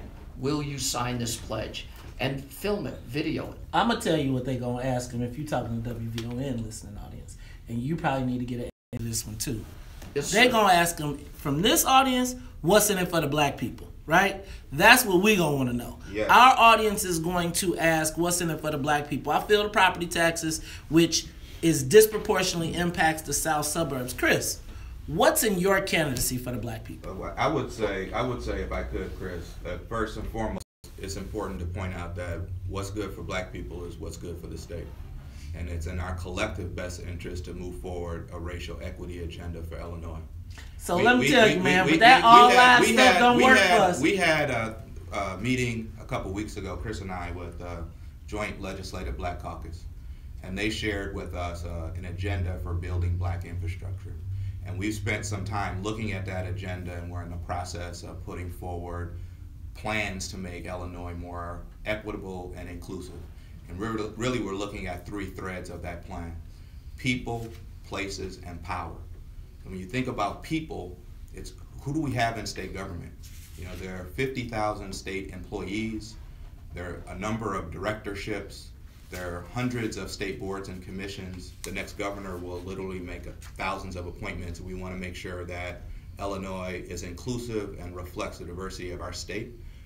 The second thing we need to look at is places. We've been all around Illinois, and we know that the whole communities feel like failed businesses, cut off from the main economy, forced to sink or swim on their own. We need to really invest in our neighborhoods and communities. And the third piece is power. How do we build power, particularly for black businesses in Illinois? Well, we out of time, so go ahead, Chris. You can wrap up. There are 30 high schools in Chicago alone where the average ACT scores of 14 or 15, Maze. Those kids, they're going to be damned to a life of economic servitude. Those kids are mostly people of color. I don't know whether they're mostly black. Mostly black kids. Okay, so they're mostly black kids. You want to know what I'm going to do for for the black community, I'm going to fix the schools. So their kids, no matter what community they're in, get a great education. And I'm going to do that by the time today's toddlers are in high school, because I'm going to change our formula. Instead of paying for these schools with property taxes, I'm going to pay for them with a state income tax that's going to be progressive. And I'm not going to wait to change the Constitution. I'm going to do it the way Massachusetts did it. And I'm going to get it done in my first term. That's what I'm going to do, Mays. I'm going to fix people's schools, give their kids a life of opportunity. I'm going to reduce their property taxes and give them a shot at wealth. All right, Charles? Yeah, boy, you just opened a new bag, and that's the progressive income tax. We'd love to have you back to talk about that and what your plan is. There's a great way to do it, and we can do it within the first year. We don't have to screw around waiting for years to get a constitutional convention, and every politician has wheeled that thing out 100 times, so we'll get a constitutional convention. It never occurs. We had a supermajority in the House, supermajority in the Senate. Democrats controlled the governor's mansion. They did nothing about it because a handful of their elected officials make money on the property tax racket. We need to put an end to that, and we'll get a graduated income tax within the first year. Chris, that's what's going to happen. Tell me, who are the black elected officials in your estimation that you feel like you can work with that are doing a good job? I think there's a huge number of state reps and state senators. Give me some names. That work every day. I put people in jeopardy, Mays, when I compliment them, because as you're going to be the governor of the state of Illinois, and you can't name black positive legislators who are doing. How do we expect you to govern for us if you can't? Come on, man. You got give me some names. I'm who you know. That's not what I'm saying. Okay, Mace, let's not throw me under the bus like that. Let's say that those state reps and state senators are incredible pressure from the Democratic Party of Cook County, the Democratic Party of the state of Illinois, and their own leadership in the House and sometimes in the Senate. And if I say they're my friends, those are the people I admire, they get pressure the next day from other campaigns. So what happens when you're the governor and you're asking them to do these things that you're talking about? I speak to them all the time. I have a great relationship with a large number of elected officials, and I have that relationship is so they secretive. say they support you behind the scenes? They're supporting me behind the scenes. They'll take the other fellow's money and they'll give me their vote. Ladies and gentlemen, we'll have to continue this next time. We have been talking to Chris Kennedy. He is a Democratic nominee for governor, and my man Rod Joy. Rod, yes, sir. Check this out, bro. Yes, sir. Next time, you don't bring Chris. No you problem. Come by yourself, and we gonna have us a brother chat, right? I'm gonna give you the brother nine across the table. Because let me just say this: regardless of what happens, I am super excited to see brothers, black men and black women playing at this table. And I know you got a lot to say because we've had real conversations. So I think we need to make sure that the WVON listening audience gets an opportunity to talk to you. Ladies and gentlemen, it's 7:58 on the Talk of Chicago. We'll be back after news, traffic, and the weather. The Talk of Chicago. Thank you, my friend. Thank you. Voice of the nation. 1690 WVON, Berwyn, Chicago. Okay, so I should come and see you sometime when we're not on radio. Oh, without a doubt, man. I'll come see you. No problem. Because it's worth. Sure. It's worth seeing the ugly underbelly of all of this. Chris, what are we doing, Pam? I want a picture. Over here? Yes. Can I have all of you, please? Thank you. Oh, we'll do it over there. We'll do it there. Maze, nobody care about me. Nobody yes, care about we do. Nobody care what I got. Yes, they do. 1, 2, 3. 1, 2, 3. Thank you very kindly. Our campaign colors are orange and blue. ILL, baby. But I'm not sure they're that color blue. So when are you gonna put some TV on, man? When you gonna have some TV ads? They're beating you to the punch. Come on. They got JB is all over. JB's got that saturation bombing going. I know. Didn't you ever see Ali? Yeah, I saw him rope a dope. Yeah. I saw him rope a dope. There you go. Hey. Rod, how's it on the trail, man? Who do you think's watching this race? Do you think anybody's looking at it, Charles? I enjoy meeting people, man. That's the best part. Well, I mean, he's got a name thing he's got to deal with. Because nobody knows who he is, so he's got. I mean, people know who you are, or they have an idea. Hey man, but you know you gotta get out that old box. Right? He's got to do that. You know you gotta get up out there. I mean, I'm not suggesting that you don't work as hard, but you got to start making some inroads. I went down to Peoria. The guy says to me, "Hey, you announced your lieutenant governor."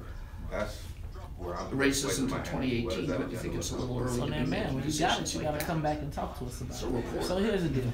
Gives you a sense. I mean, we're all in the mix. This is our day-to-day lives. But we gonna always try and make sure you. No, I mean, believe me, man. The investment that I have. I think it's January before anybody's thinking about it. Absolutely. Guys like this, so I like.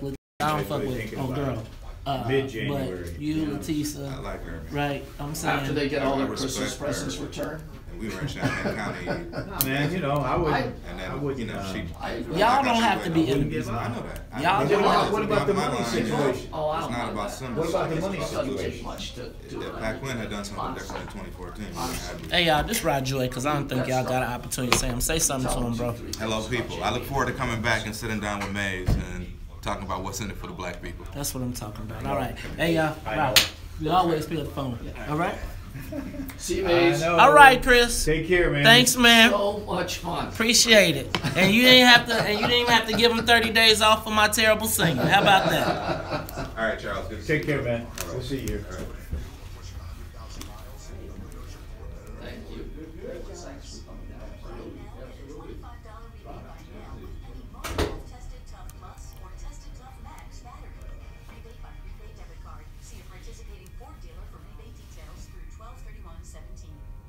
Good questions, Maze. Thanks. Good questions.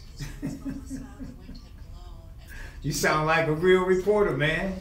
No, that's not. I'm never gonna be a real reporter. Why not? That's not what I want to do. Well, that had to be what you want to do. I just said you sounded like a real reporter. Oh. Huh? You ain't gotta be one. Yeah. Huh? That's good. All right, y'all. Stay up, Maze. Let's do our Stay up, thing. Maze.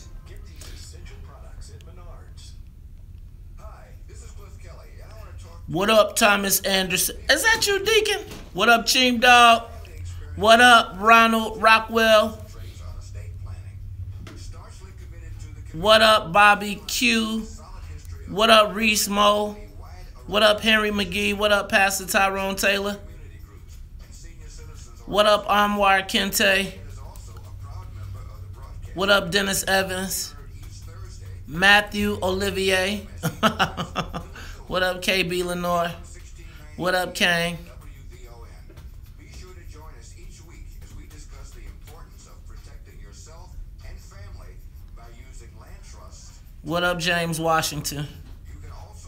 What up, Kiana Hughes? What up, Yolanda Yodio? What up, Theo? What up, Marquin McDonald? What up, Tony Rome? What up, Joe Soul? What up, Vince Williams? What up, Johnny Valentine? What up, Kyle Hillman? What up, Theo Wilson? What up, Michael Norwood? What up, Nanette? What up, Marquin? What up, Marco? What up, KM? What up, Anthony? What up, Sly? What up, Linda McGill? What up, Miguel? What up, James? What up, Brian? I agree. What up, Patah? What up, Penelope? What up, Sharon? Damn, Keith. I forgot, man, I had rehearsal last night. I got this poli-sci tonight. I will be out there tomorrow. Okay? I'm sorry, Keith. I apologize. My life is on a roller coaster, but I will be back in a minute. What up, Terrence Lampkin? What up, Kang? What up, Amina? What up, Edward Muhammad? Man, I'm going to tell y'all what I did see, though. Look, so he was all good to throw Joe. He was like, man, screw Joe Barrios, but he ain't going to say nothing to Joe Barrios' boss, right? And the person who put Joe Barrios in that spot. Green team, full effect.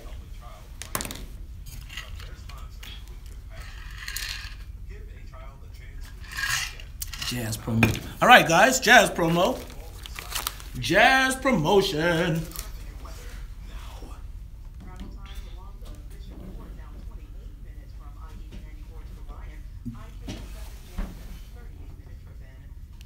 Johnny Valentine, Israel, James, Yolanda, Trina Downs. Trina, you're new. I haven't seen you on the feed before. What up, Alvin Norton? Right, names. What up, Kiana? What up, Reese Mo? Terrence.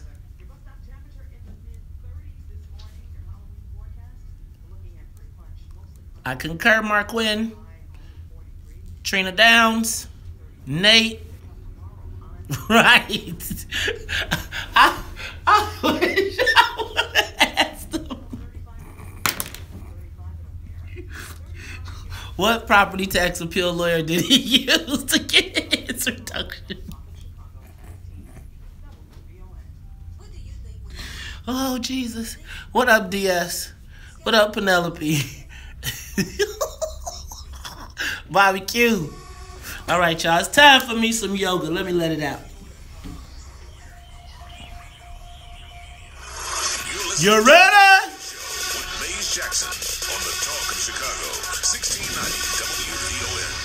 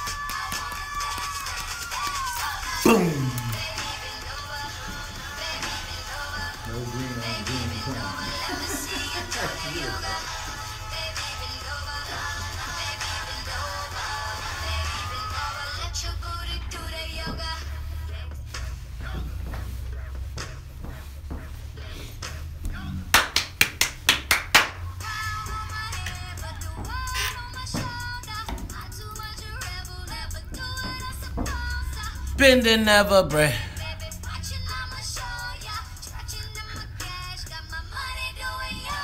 You are tuned in to the Top of Chicago 1690 AM. But you know, when you hear the beat drop, that means it's time for the yoga in the 8 o'clock stretching. So you can count on me being right here, either in my chair or on the floor doing the yoga. Got my main man, Charles Thomas, in the building. But you know, at the top of every hour, we got to say what's up to the WVON Morning Show team. Got to say what's up to Annette, who is now turned back into Annette Triceps Poppin' Flournoy, because she got the Nike shirt jumping. I see she's still working out for the winter. Plus, straight out of the plane crash, our musical conductor of the soul plane, Miss Sonia Escobar. Charles? Yeah. Hey man, we just wrapped up with Chris Kennedy and Rod Joy. Man, very interesting interview. He was all about them property taxes. Yeah, but all I got was a pledge, man. We got a pledge. We didn't really get any No, man, what we found out is he is willing to take on the brown dude. Now, let me be clear, because you know I am not the brown champion of the world. But what I heard was I am willing to call out the Puerto Rican Joe Barrios, and he must be destroyed. But I ain't gonna say a word about the man who put him there. The man got to sign a pledge. In other words, I saw on Facebook here, no green crime to be committed here this morning. And black folks, I just want you to hear it. I want to make sure you heard it. and clear, right? We asked, and they was willing to throw the bus at Joe Barrios, but they was willing to hire Mike Madigan for their tax appeal lawyer. Mike Madigan another. Dude said, "We've got to stop these tax appeals. This is terrible. This is disenfranchised." Well, not mine though, not mine, cause mine. See, you got to understand, mine was kind of different. Look, y'all. no green crime. I'm just here to tell y'all. I understand that we all, and the property tax is one of the issues that's in it for the black people. But y'all, we gonna have to step up our game. And you know, I'm gonna just say this: Chris Kennedy sounded oddly like the WVON Morning Show, like oddly like the WVON Morning Show. I was like, dang, do you take a script? Yeah, but the other thing that I heard him say that was disconcerting is that he didn't think that private developers downtown should have to adhere to any statutory hiring contractor requirements. You know what I mean? When it comes to black people. He said, did you hear him say that? Mm-hmm. Okay, I heard that. No, I heard him say it the last time. That there was some kind of zoning situation where the public was making some great concession to the developer. Then the developer should have some responsibility. But isn't every building that goes up downtown, isn't it subject to zoning approval? And guess what? And if it ain't subject to zoning approval, it's subject to a street closure. It's subject to me having to go up out my way to get to where I'm trying to go. And so, I thought he would have. We asked him that the last time he was on the show, and I would have hoped that somebody would help them clean that up. WVON listeners, I didn't get a chance to take your calls. So why don't you give us a call? Let us know what you thought about the interview. Chris Kennedy was in the building. He has some pretty strong stuff to say. I'm going to say he has some strong stuff to say. But how does that work out for black folks? You know what I'm saying? Let's go to the phone lines. Chris, you're on the Talk Chicago 1690. Mays and Charles, what's up? What's up? Hey, I just want to interject a couple questions. I'm dumb, but I'm not stupid. Okay, so I'm a taxpayer. I'm a stakeholder, so I'm paying taxes to the city, and even if the developer is doing a private project, that's still being helped out by my tax dollars. Also, he didn't say anything about holding the trade unions' feet to the fire, probably because the majority of them are, with the green team. But let me be clear, if you go to Highland Park and you building something, the benefit's going to be Highland Park, Mount Greenwood, you go over there. You're not building nothing, without them benefiting from that. I didn't hear anything about that. Also, the unemployment for the black youth, the black men, the highest in the United States. I didn't hear anything about helping curtail that. I heard something about a pledge. That's fine and dandy, but we need something substantive to the black community because we are bleeding. You know what, Chris? Let me tell you about yourself right now. Chris, you are woke, brother. And I'm here to tell you that there is listen, y'all are listening in the car on the way to the expressway. Black folks ain't going for the okie doke this go round. And I'm just say y'all gonna need to work that Joe Barrios answer out. Cause if you saying that no green on green crime. I love that one. That no green on. He said cursed out everybody from the rooter to the tutor, and we was like, he threw them all out. Get the bums. They're all terrible. Get them. But what about Madigan? Well, if he signs the pledge, yeah, he's cool. He's all good. He's been there 44 years or something like that. As if he gets another pass. I mean, he gets another pass. Hey, man, it's how it works. Remember I told y'all how it works here? Remember I told you that no matter how many things we talk about, no matter how many appearances that they have, no matter how many stunts that they put in front of us, at the end of the day, they gonna all get together and whoop on you. Ladies and gentlemen, I'm telling you, we got to wake up, black folks. We got to stick together. Let's go. You know what? Let's go. This dude is on the phone all the time, but he is always in the community. Ladies and gentlemen, Andre Smith. My mighty powerful brothers that's in the city and the state right now, speaking truth to power.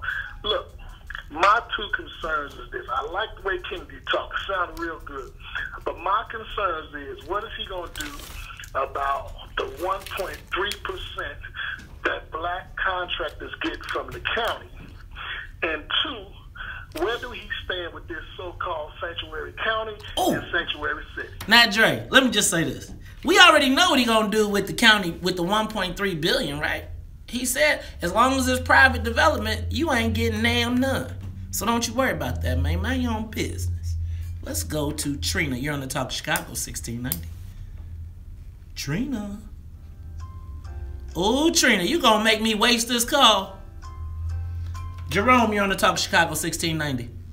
Hello? Hello, Jerome. Are you here to take the pledge? Yes. Love your show. First time caller. But Mark Wallace had a pledge with the aldermen, and them guys signed it, and they didn't go along through it. I think it's going to be the same thing. Hey, man, I'm just telling you. Let me ask a question. And first of all, they going to stop trying to... Y'all always notice how they want to get me in trouble. So they going to leave it. We heard Joe Barrios was going to come tomorrow, so why don't you give it to him? No, you give it to him. Make it a campaign issue. Hey, y'all, I'm here to tell you, black people, wake up. You are the biggest commodity in this upcoming election. That is why everybody is coming, trying to figure out what message works. Because guess what? It's a ticked off black electorate that's outside, and we not taking no more. Ladies and gentlemen, you listen to the Talk Chicago 1690 AM. When we return, we'll continue this conversation. Plus, hey man, you heard about, did you hear the news? You want to know about a tale of two cities? I'm going to tell you exactly why we got a tale of two cities. Because the Commissioner of Transportation has decided that after she put all these bike lanes down, her next mission, Charles, is to make buses sexy. Ooh. Rebecca Scheinfeld, you better get you some business. This is the Talk Chicago 1690 AM. I'm your host, Maze Jackson. Charles Thomas will be back. More of the morning show with Maze Jackson coming up on the Talk of Chicago.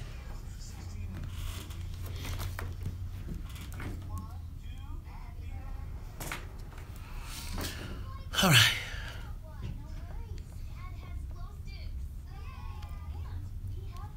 All right.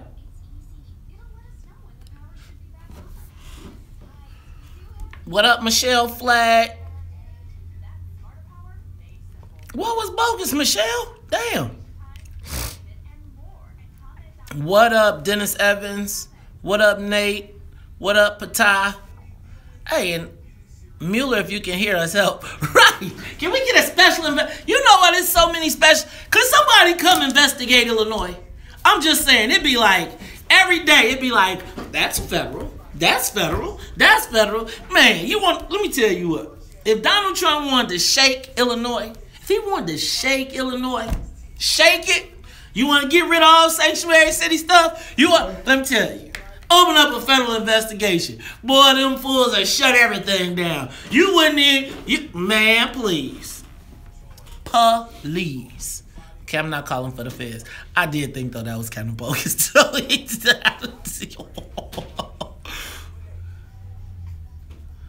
Amina.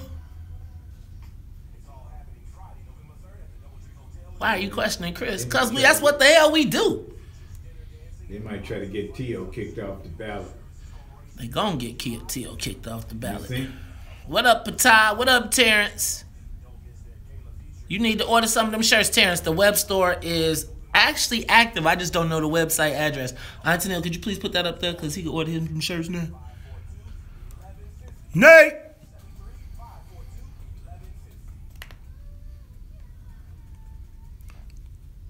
This traffic report is brought to you by unbound.org. Keith, you keep saying that. Keith!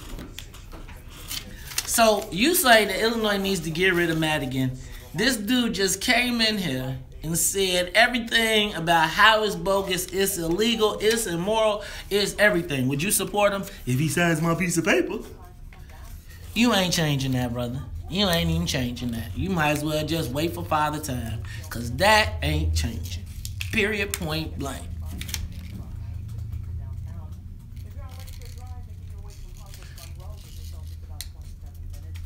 Well, my thing is, if you ain't gonna say no names, like how Jesus say, if you ashamed of me when you was whatchamajigam, then I ain't gonna, right?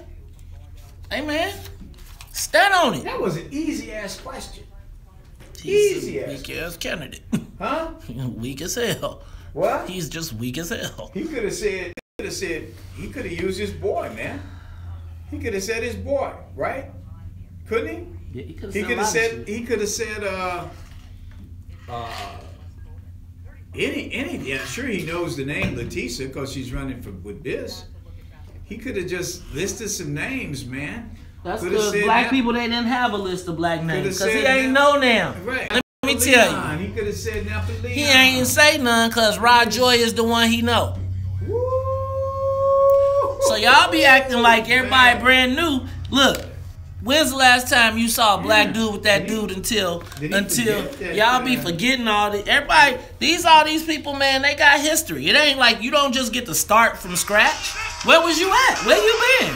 Like we ain't brand new. But you know what that is, man? Time. You know what that is? No, what? That's because there's nobody in his inner circle who looks like you who's coaching him. You know what I mean? He ain't got no advisors. He ain't have anybody in the game that can help him with that. Well, he fucked up. We back. You are tuned in to the Talk Chicago 1690 AM. I'm your host, Maze Jackson. Got my main man, Charles Thomas, in the building. We just finished up with Chris Kennedy. But Charles, you know, we hear the story of the tale of two cities in Chicago so often. And sometimes there's things that I say, who said that was a good idea, right? Who said that was a good idea? So I don't know if you all saw the story about the Commissioner of Transportation, Rebecca Scheinfeld, I think. Scheinfeld has said that her new priority as it relates to CTA is to make the buses sexy. She said that in public. And that, you know, I bet you she thought she was clever. Well, probably, but I think she was probably thinking she wanted to make the buses more attractive because there is a competition that I think that's come up recently. That there's more competition for the buses from ride sharing. And I think I think that was her word. It's a bad word. Because how could the bus be sexy? Well, you know, I'm saying, let me go. So I used to live right by 47th and Calumet. Have you ever seen that L stop? Mm-hmm. It ain't nothing sexy about it. You been to 95th? Oh, wait. Maybe that's why we're getting the DJ booth at 95th in the Dan Ryan, so we can have a sexy train. Is that really the business that white folks got different problems than black folks. Let me tell you, if I was talking about transportation and riding the CTA, my priority would be like safety. But maybe they got a different experience. Man, I don't know, man. You know, I mean, they say, you know, you can't even walk into jail these days, you know, without what? A lot of stuff going on, man. Oh no, not you know. jail. I don't know, man. Sexy bus mean sexy bus. I hope that ain't gonna be like the. I hope it ain't gonna be like it goes on in the jail. Did you hear this story about Cook County Jail? I read that story, man. I couldn't believe it. Hey, can I say something? So, brothers and sisters, white people and black, brown and Puerto Rican, beige and yellow.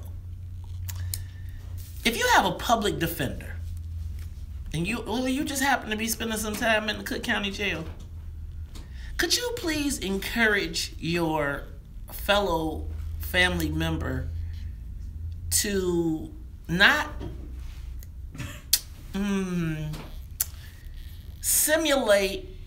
openly simulate sex acts for the public defenders? That's not gonna get your sentence decreased. You're not gonna be like, oh, we should decrease your sentence because you've gotten this stuff all over my dress. Oh, sorry. Thank you. Charles, did you hear the story, though? Apparently, Cook County inmates, are performing for the public defenders. And when we say performing, we mean like, I need a big word for this one because I only street words. Yeah, I don't either. I know some words, phrases people have used historically, but I guess, that, this guy's locked up in there, most of them, young and been there a while, and So, for those of you that do not understand what the heck we talking about, because we've been dancing around this sucker the whole time, apparently, as Cook County inmates are being transferred, they have taken up a new habit.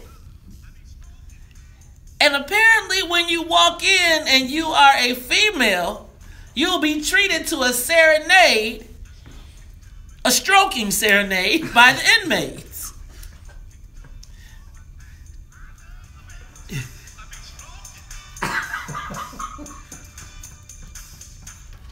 So, ladies and gentlemen, on this Halloween, on your way to visit your friends, your loved ones in Cook County Jail, if they want to be stroking, can you ask them to keep it in the cell?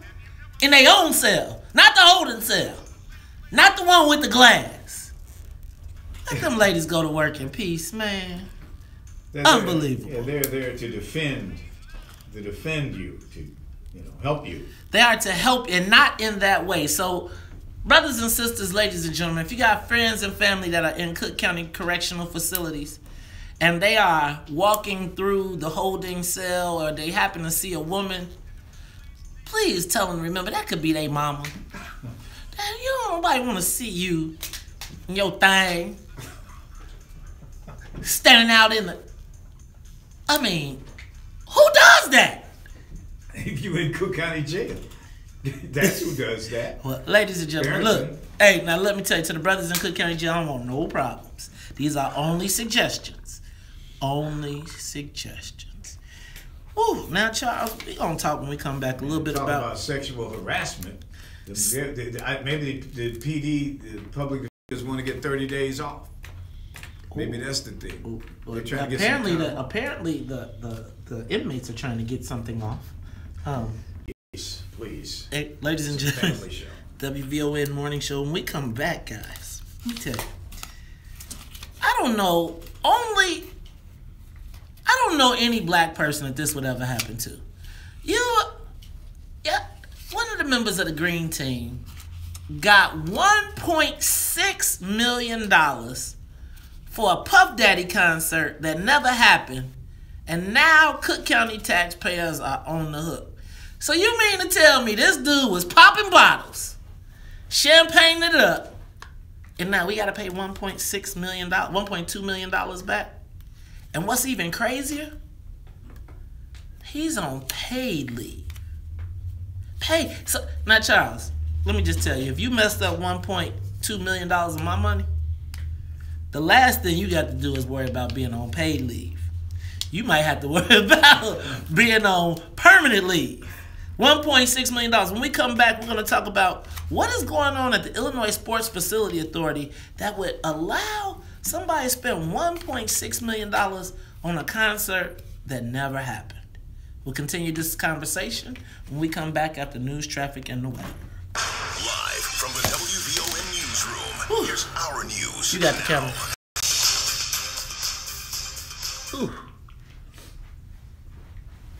I be stroking, that's what I've been doing.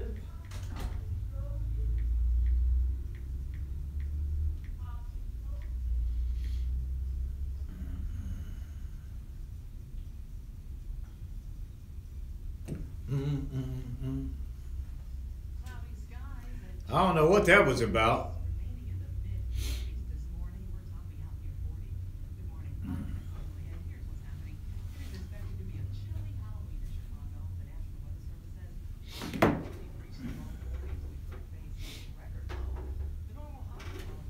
Can you hear me? Can you hear me? Yeah, play Stevie Nicks' Dreams.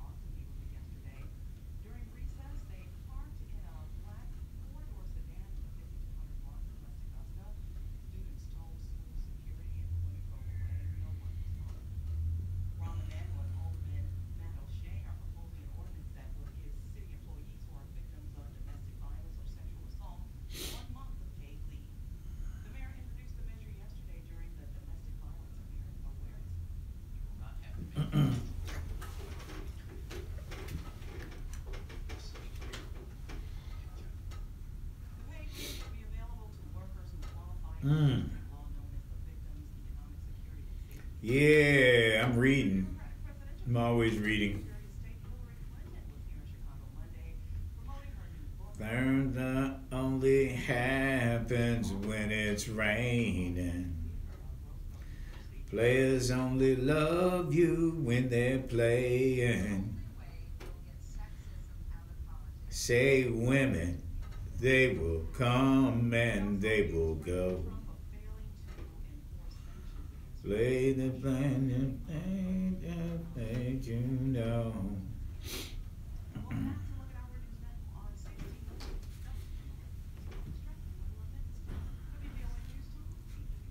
morning, everyone. From the news, WVON Sports. Monday Night Football action. The Kansas City Chiefs beat the Denver Broncos 29-19, and the Bears victory update on tight end Zach Miller, who underwent emergency surgery to repair artery damage to his left knee in Sunday's loss to the Saints. Coach John Fox.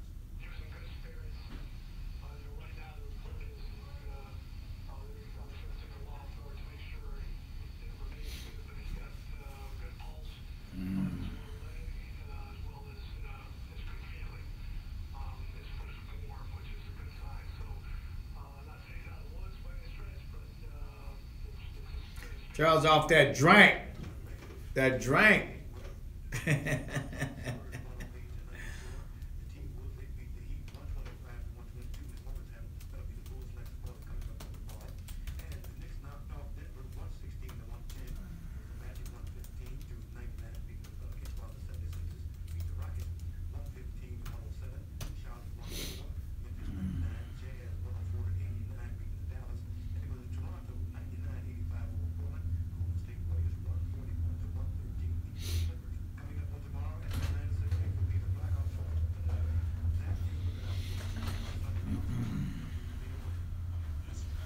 Chilly, y'all. It's chilly.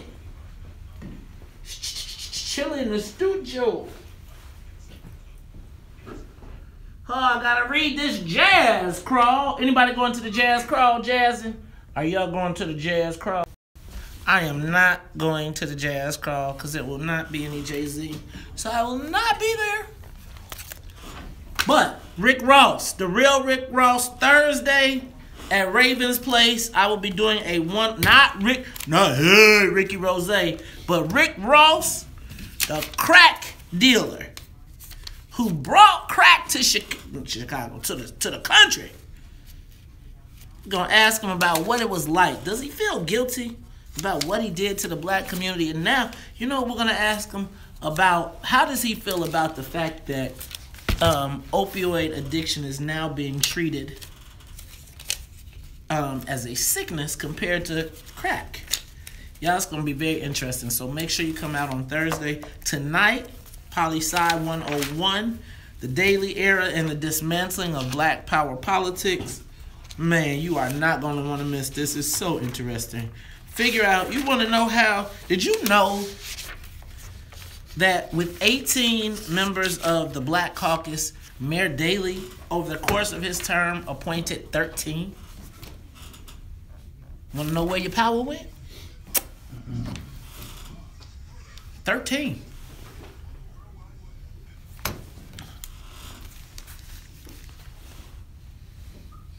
Hey.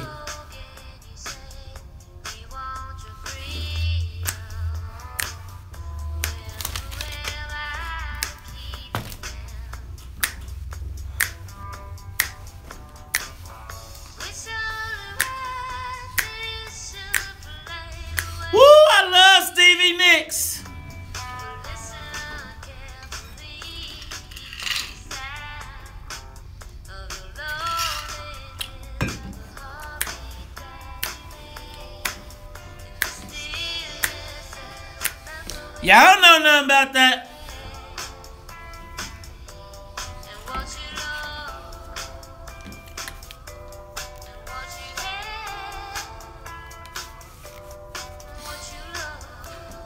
You are tuned in to the Talk Chicago 1690 AM every day, 8:30. We do Charles's Choice. Charles, take it away. Hey, man, that's one of my, I guess, what they call GOAT songs.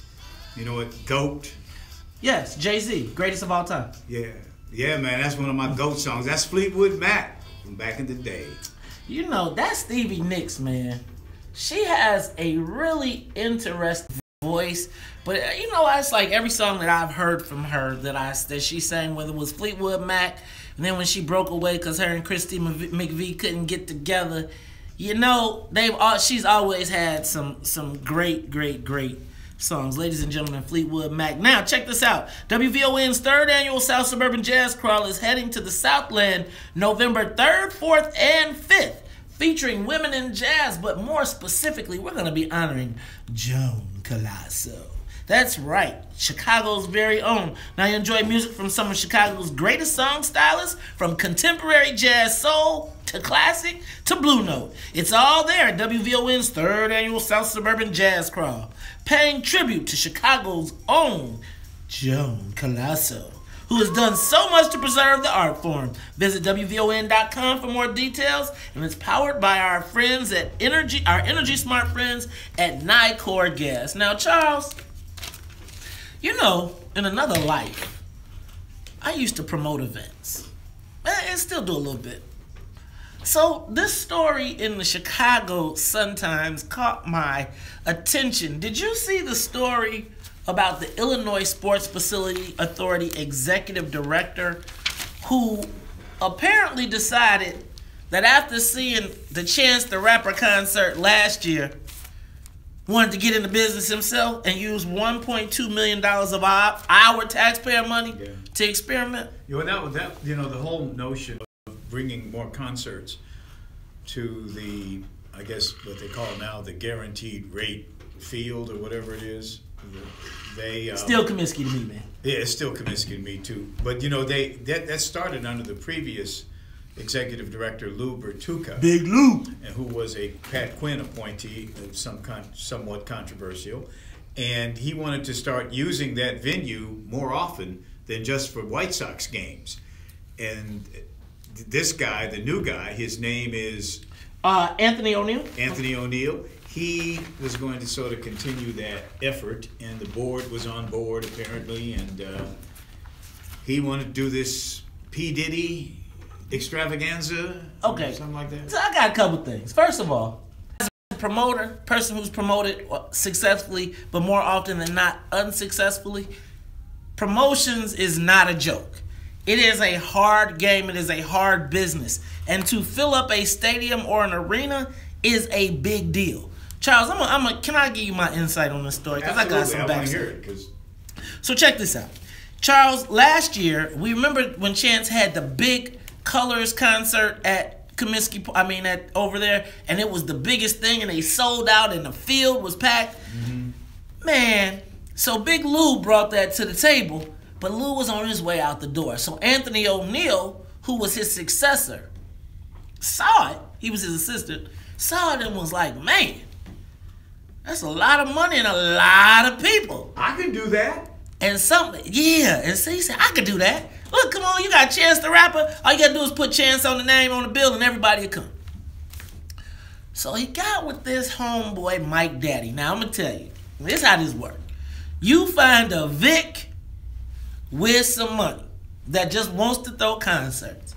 And then you give him all the contracts and all the paperwork. You fly him out, you wine him and dine him. You know, you take him to the club. He gets to be you're a lame government employee. But when you big balling in New York, in Chicago, you popping bottles, you feeling it. And you with a guy named Mike Daddy. And you with Mike Daddy. Me and Mike Daddy might put you in the Benz, in the Bentley. You roll up to the club. They get you a couple little models, little chicks, you know. But you got because they know you got $1.6 million and you can guarantee the deal. So Charles, they hit the young white boy up. They like, we got us one. They give him a little flash. Hey man, I know Puffy. I know Fat Joe. Now let me just tell you, this is how we know he's a sucker though. Cause anybody knows that Puffy and Fat Joe ain't filling up Comiskey Park no more, right? Charles. So, but what this young man doesn't understand is in the game, there's a thing called recoupable. You know what recoupable means? Recuperable, yeah. It means that you can get your expenses back. So while he balling out, kicking it, drinking bottles of champagne, thinking he's a super promoter now, guess what? All that's coming out the money that he got.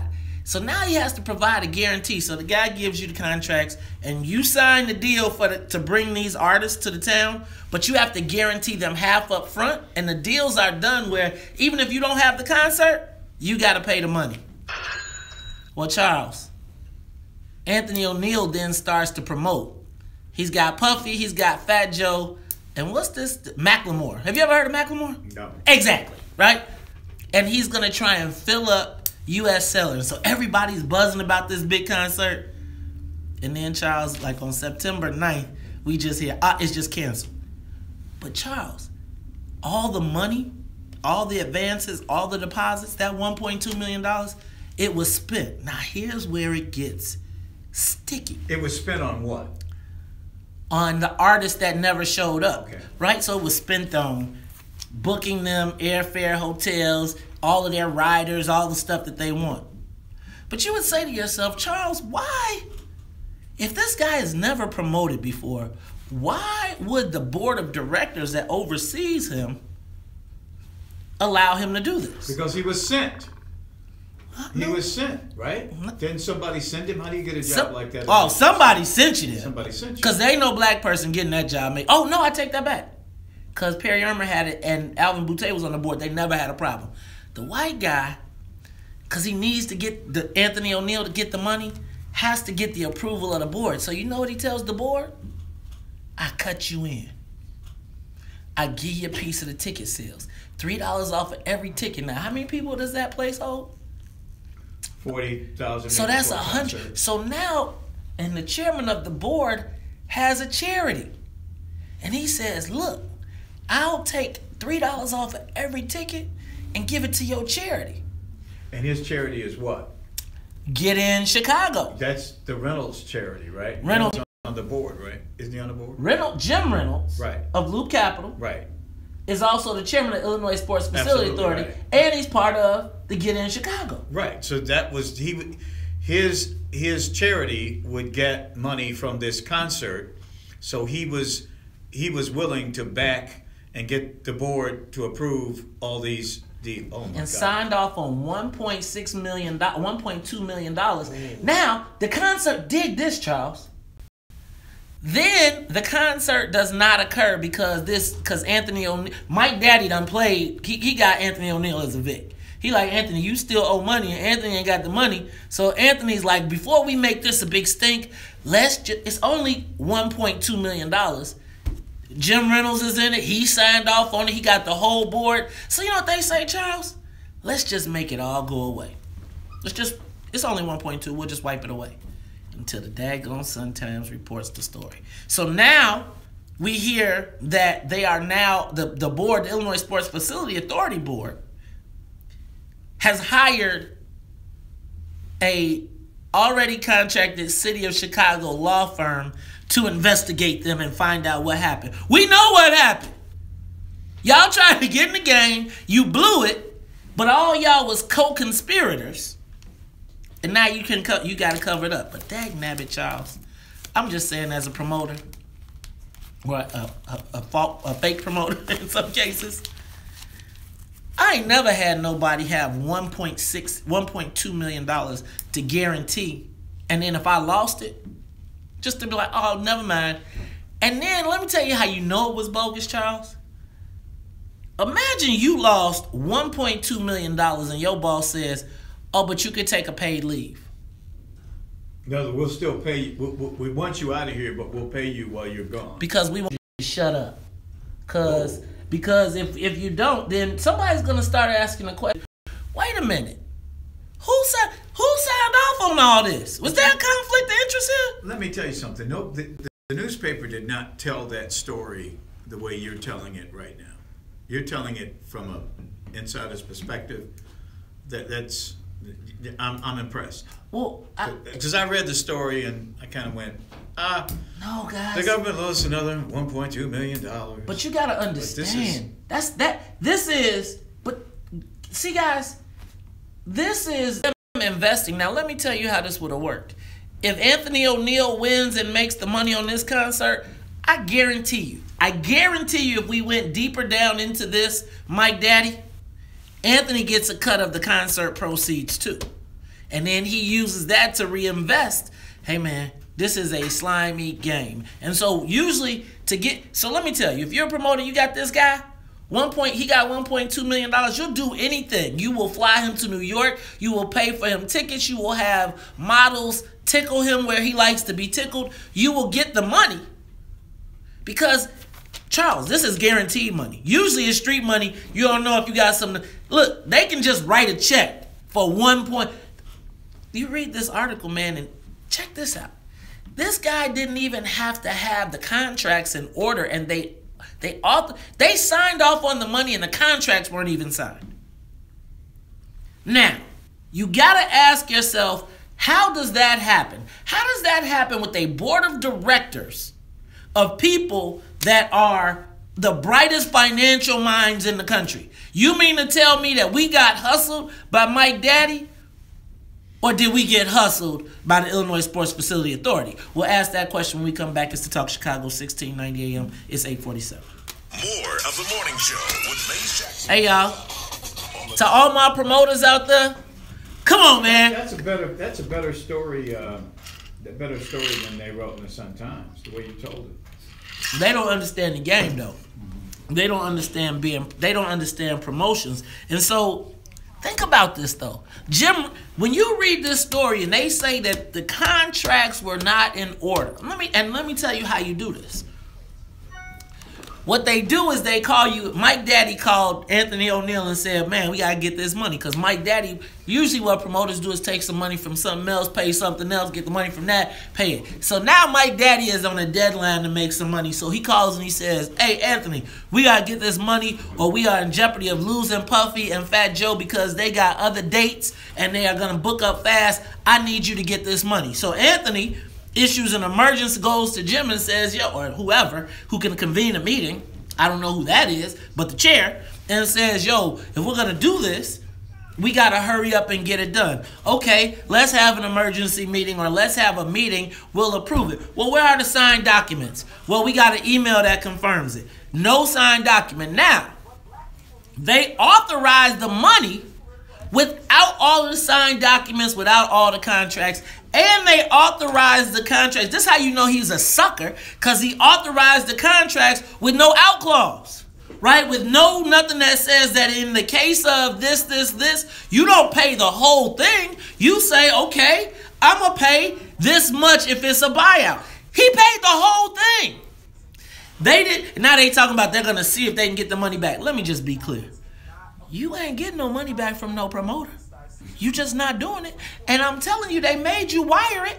He didn't give you no damn check. Because don't nobody, in the game, they don't take checks. I don't care if it is a government entity. You cash the check and then you send me the money.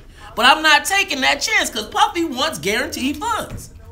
So, just think about, you had $1.6 million just to play around with. And then they could just say, we're going to wipe it off the board. Meanwhile, a black person can't even have a club downtown. You can't, ain't nowhere for us to even go kick it. The stuff that they authorized for these kids to do. And then here's the thing. He didn't even talk. There are so many promoters in Chicago, real black promoters, that could have taken that and done it by half and packed the damn stadium. But you know why they didn't want to talk to no promoters? Because you don't want to split the bag. But dumb, what you do is you pay the promoter and you let them do what they do, because it's all free money to you. It's our money. I would have showed him how he could have got that done and done right. But the thing is, if there was a $1.6 million budget for a concert at US Cellular, why in the hell are we talking to Mike Daddy in New York City? Why? When all of these black people that have thrown concerts, Al Heyman came from here.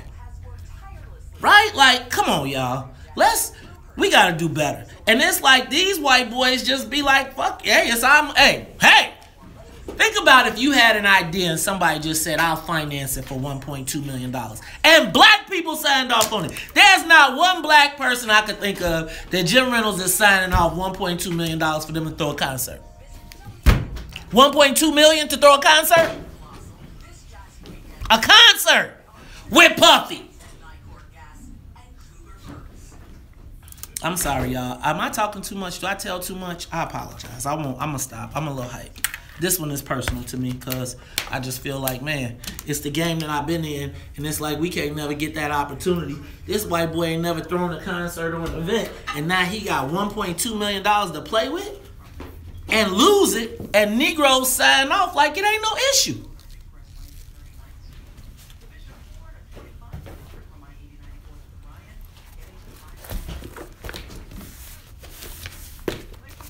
Right? But then they gonna come in our neighborhood and be waving, clapping, smiling.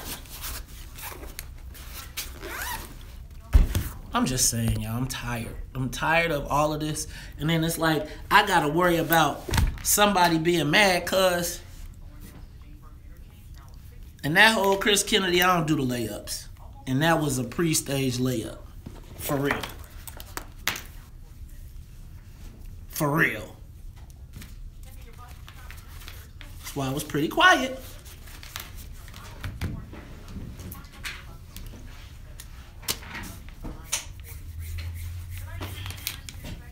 Yeah, I had attitude today, y'all. Sorry. I'm a little pissy. Come in here. What they want to talk about. Come in and do a campaign commercial.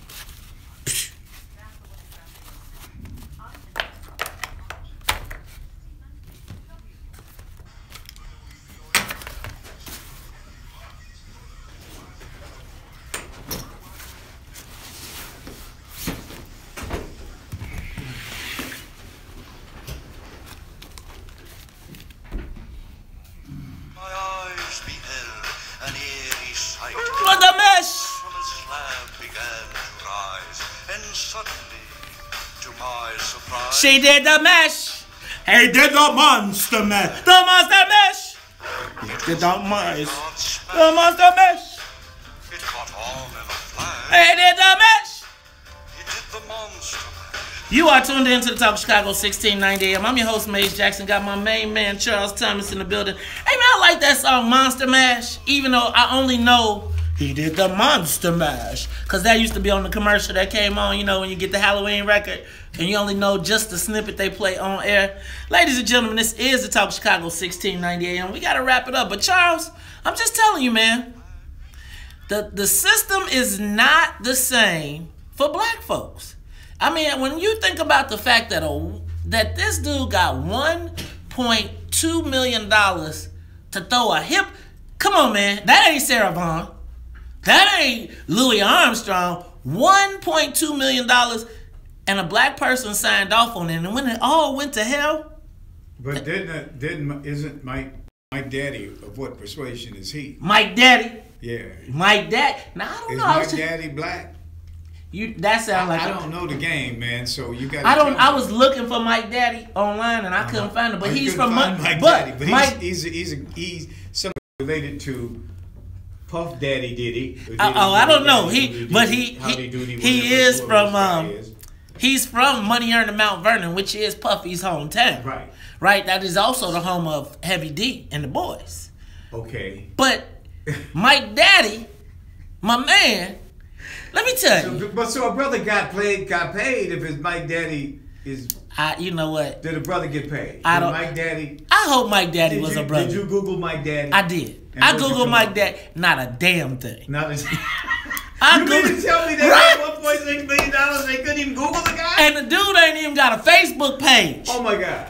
And they gave him Now, how does that happen? How does that happen? Green team, boy. That's that green magic. Those boys were, I have the greatest respect for Mr. Reynolds. I think he's a tremendous. Hey man, you know when you get a cut, though, you know sometimes you know how when you out of wet your beak, you get a little bit excited. right. You know when you know that's how they usually get you in the con game, right? They usually give you something. You be like, I can't believe I'm about to get this. Well, he didn't get it. We got it as taxpayers. Let's go to the phone lines. Let's hear what the people say. Sal, you on the Talk of Chicago? Maze? Yes, sir. Maze. Listen. Uh-oh. Am I in trouble? As one of the people, many people, who is contributing to your salary, I'm a small-time donor to WVON monthly. I want to respectfully ask you Uh-oh. to stick to what you just did, brother. As Charles just told you, that was mind-blowing, man. You're not a comedian. You're full of facts and information. That's what I want to really pay you to do, and I appreciate what you're doing. May I say one small thing about Barrios? Yes, sir. Barrios, in the final moments of Obama's ascension to the presidency, came out with some brochures, political brochures, and failed to feature Obama on the damn thing. And when he was questioned about it, he washed it off and said, well, we got to get a local native elected to the president. He just washed that away. And along with all of these family members that he's got working for the system. We got to figure that out, Sel. Hope you're on the Talk of Chicago. Sel, thank you for calling, brother. Hope you're on the Talk of Chicago. Much like Charles, I read that article in the paper last week and I was left baffled. But it's only because I listen to you guys religiously that I get the inside munitions. And like the last caller said, you guys do an excellent job of it. Keep it up. Thanks, Hope. We appreciate it. Tony, you're on the Talk of Chicago 1690. You got 30 seconds. Yeah, thanks for reporting that. I hope that the reporters that brought this to the light get attention. But we have to also look at the way those organizations have been structured. They don't have to, just like the Metropolitan Period Expedition Authority, they have a board set up where they don't have to report anything out unless it's investigated. That's right, Tony. It's just like CPS and all the other boards, right? They do all these things and we would never know. But come on, man, $1.2 million for a Puffy concert? Even though I know Puffy couldn't fill up Comiskey Park, sucker. Why we gotta be black lollipops all the time? Why? You understand that? Suckers. Ladies and gentlemen, Mr. Talk of Chicago. Charles, you got anything before we go? Nah, man, I'm sitting here learning, man. I'm sitting here learning, you know. That was a treat. That was a treat, Maze Jackson. Well, I try. Ladies and gentlemen, I'm gonna tell you. Your boy Maze Jackson. So I keep looking around the landscape of the world. I just believe we's gonna be free one day. We's gonna get free. But for us to do, it's gonna require a little growing pains, a little stretch, a little exercise of the mind. And so that's what we do here for you every day on the WVON Morning Show. Stretch your mind. All right, now for Annette Flournoy in the newsroom, for Sonia Escobar, she is the musical conductor of the Soul Plane. Charles? Can I ask you one question? Go ahead, brother. Daddy's last name isn't Madigan, is it? I wouldn't be surprised. I bet he gonna get a cut though. Ladies and gentlemen, and for your main man, Maze Jackson, I'm out of here. But check this out. Check out Poli-Sci tonight, 7 o'clock, Facebook and YouTube Live. And if you don't like it, you can tell them Maze said. We out of here. Peace. The Talk of Chicago and the voice of the nation. 1690. All right, y'all. Irwin, Chicago. Mike Daddy. Mike Daddy, yo Daddy. Everybody Daddy. You got something else to say to close? Weather and traffic coming up next. Mike Daddy. Where did they get these people from? Mike Daddy. Mike Daddy. So Mike Daddy didn't have a last name in the story? Not in the story. I'm just saying, bro, that man. That story right there. We gonna get a call. Hey. We gonna get a call on that one. Because that was an Afrostocracy exclusive. Because I'm telling you like this. Nobody thinks about it like that. But come on, man. How can the chairman of the board sign off on the funds that are going to go to benefit his charity? Did we know that? Was there full disclosure? What did the legal counsel that's now saying that they're investigating say? Charles, you got anything you want to say before you go? No, I'm just trying to figure out what's up with Mike Daddy. It's a pizza joint. I mean, an Italian joint. All right, y'all. Peace out. We out looking for Mike Daddy. Ain't no Mike Daddy. I was looking for Mike Daddy all day yesterday.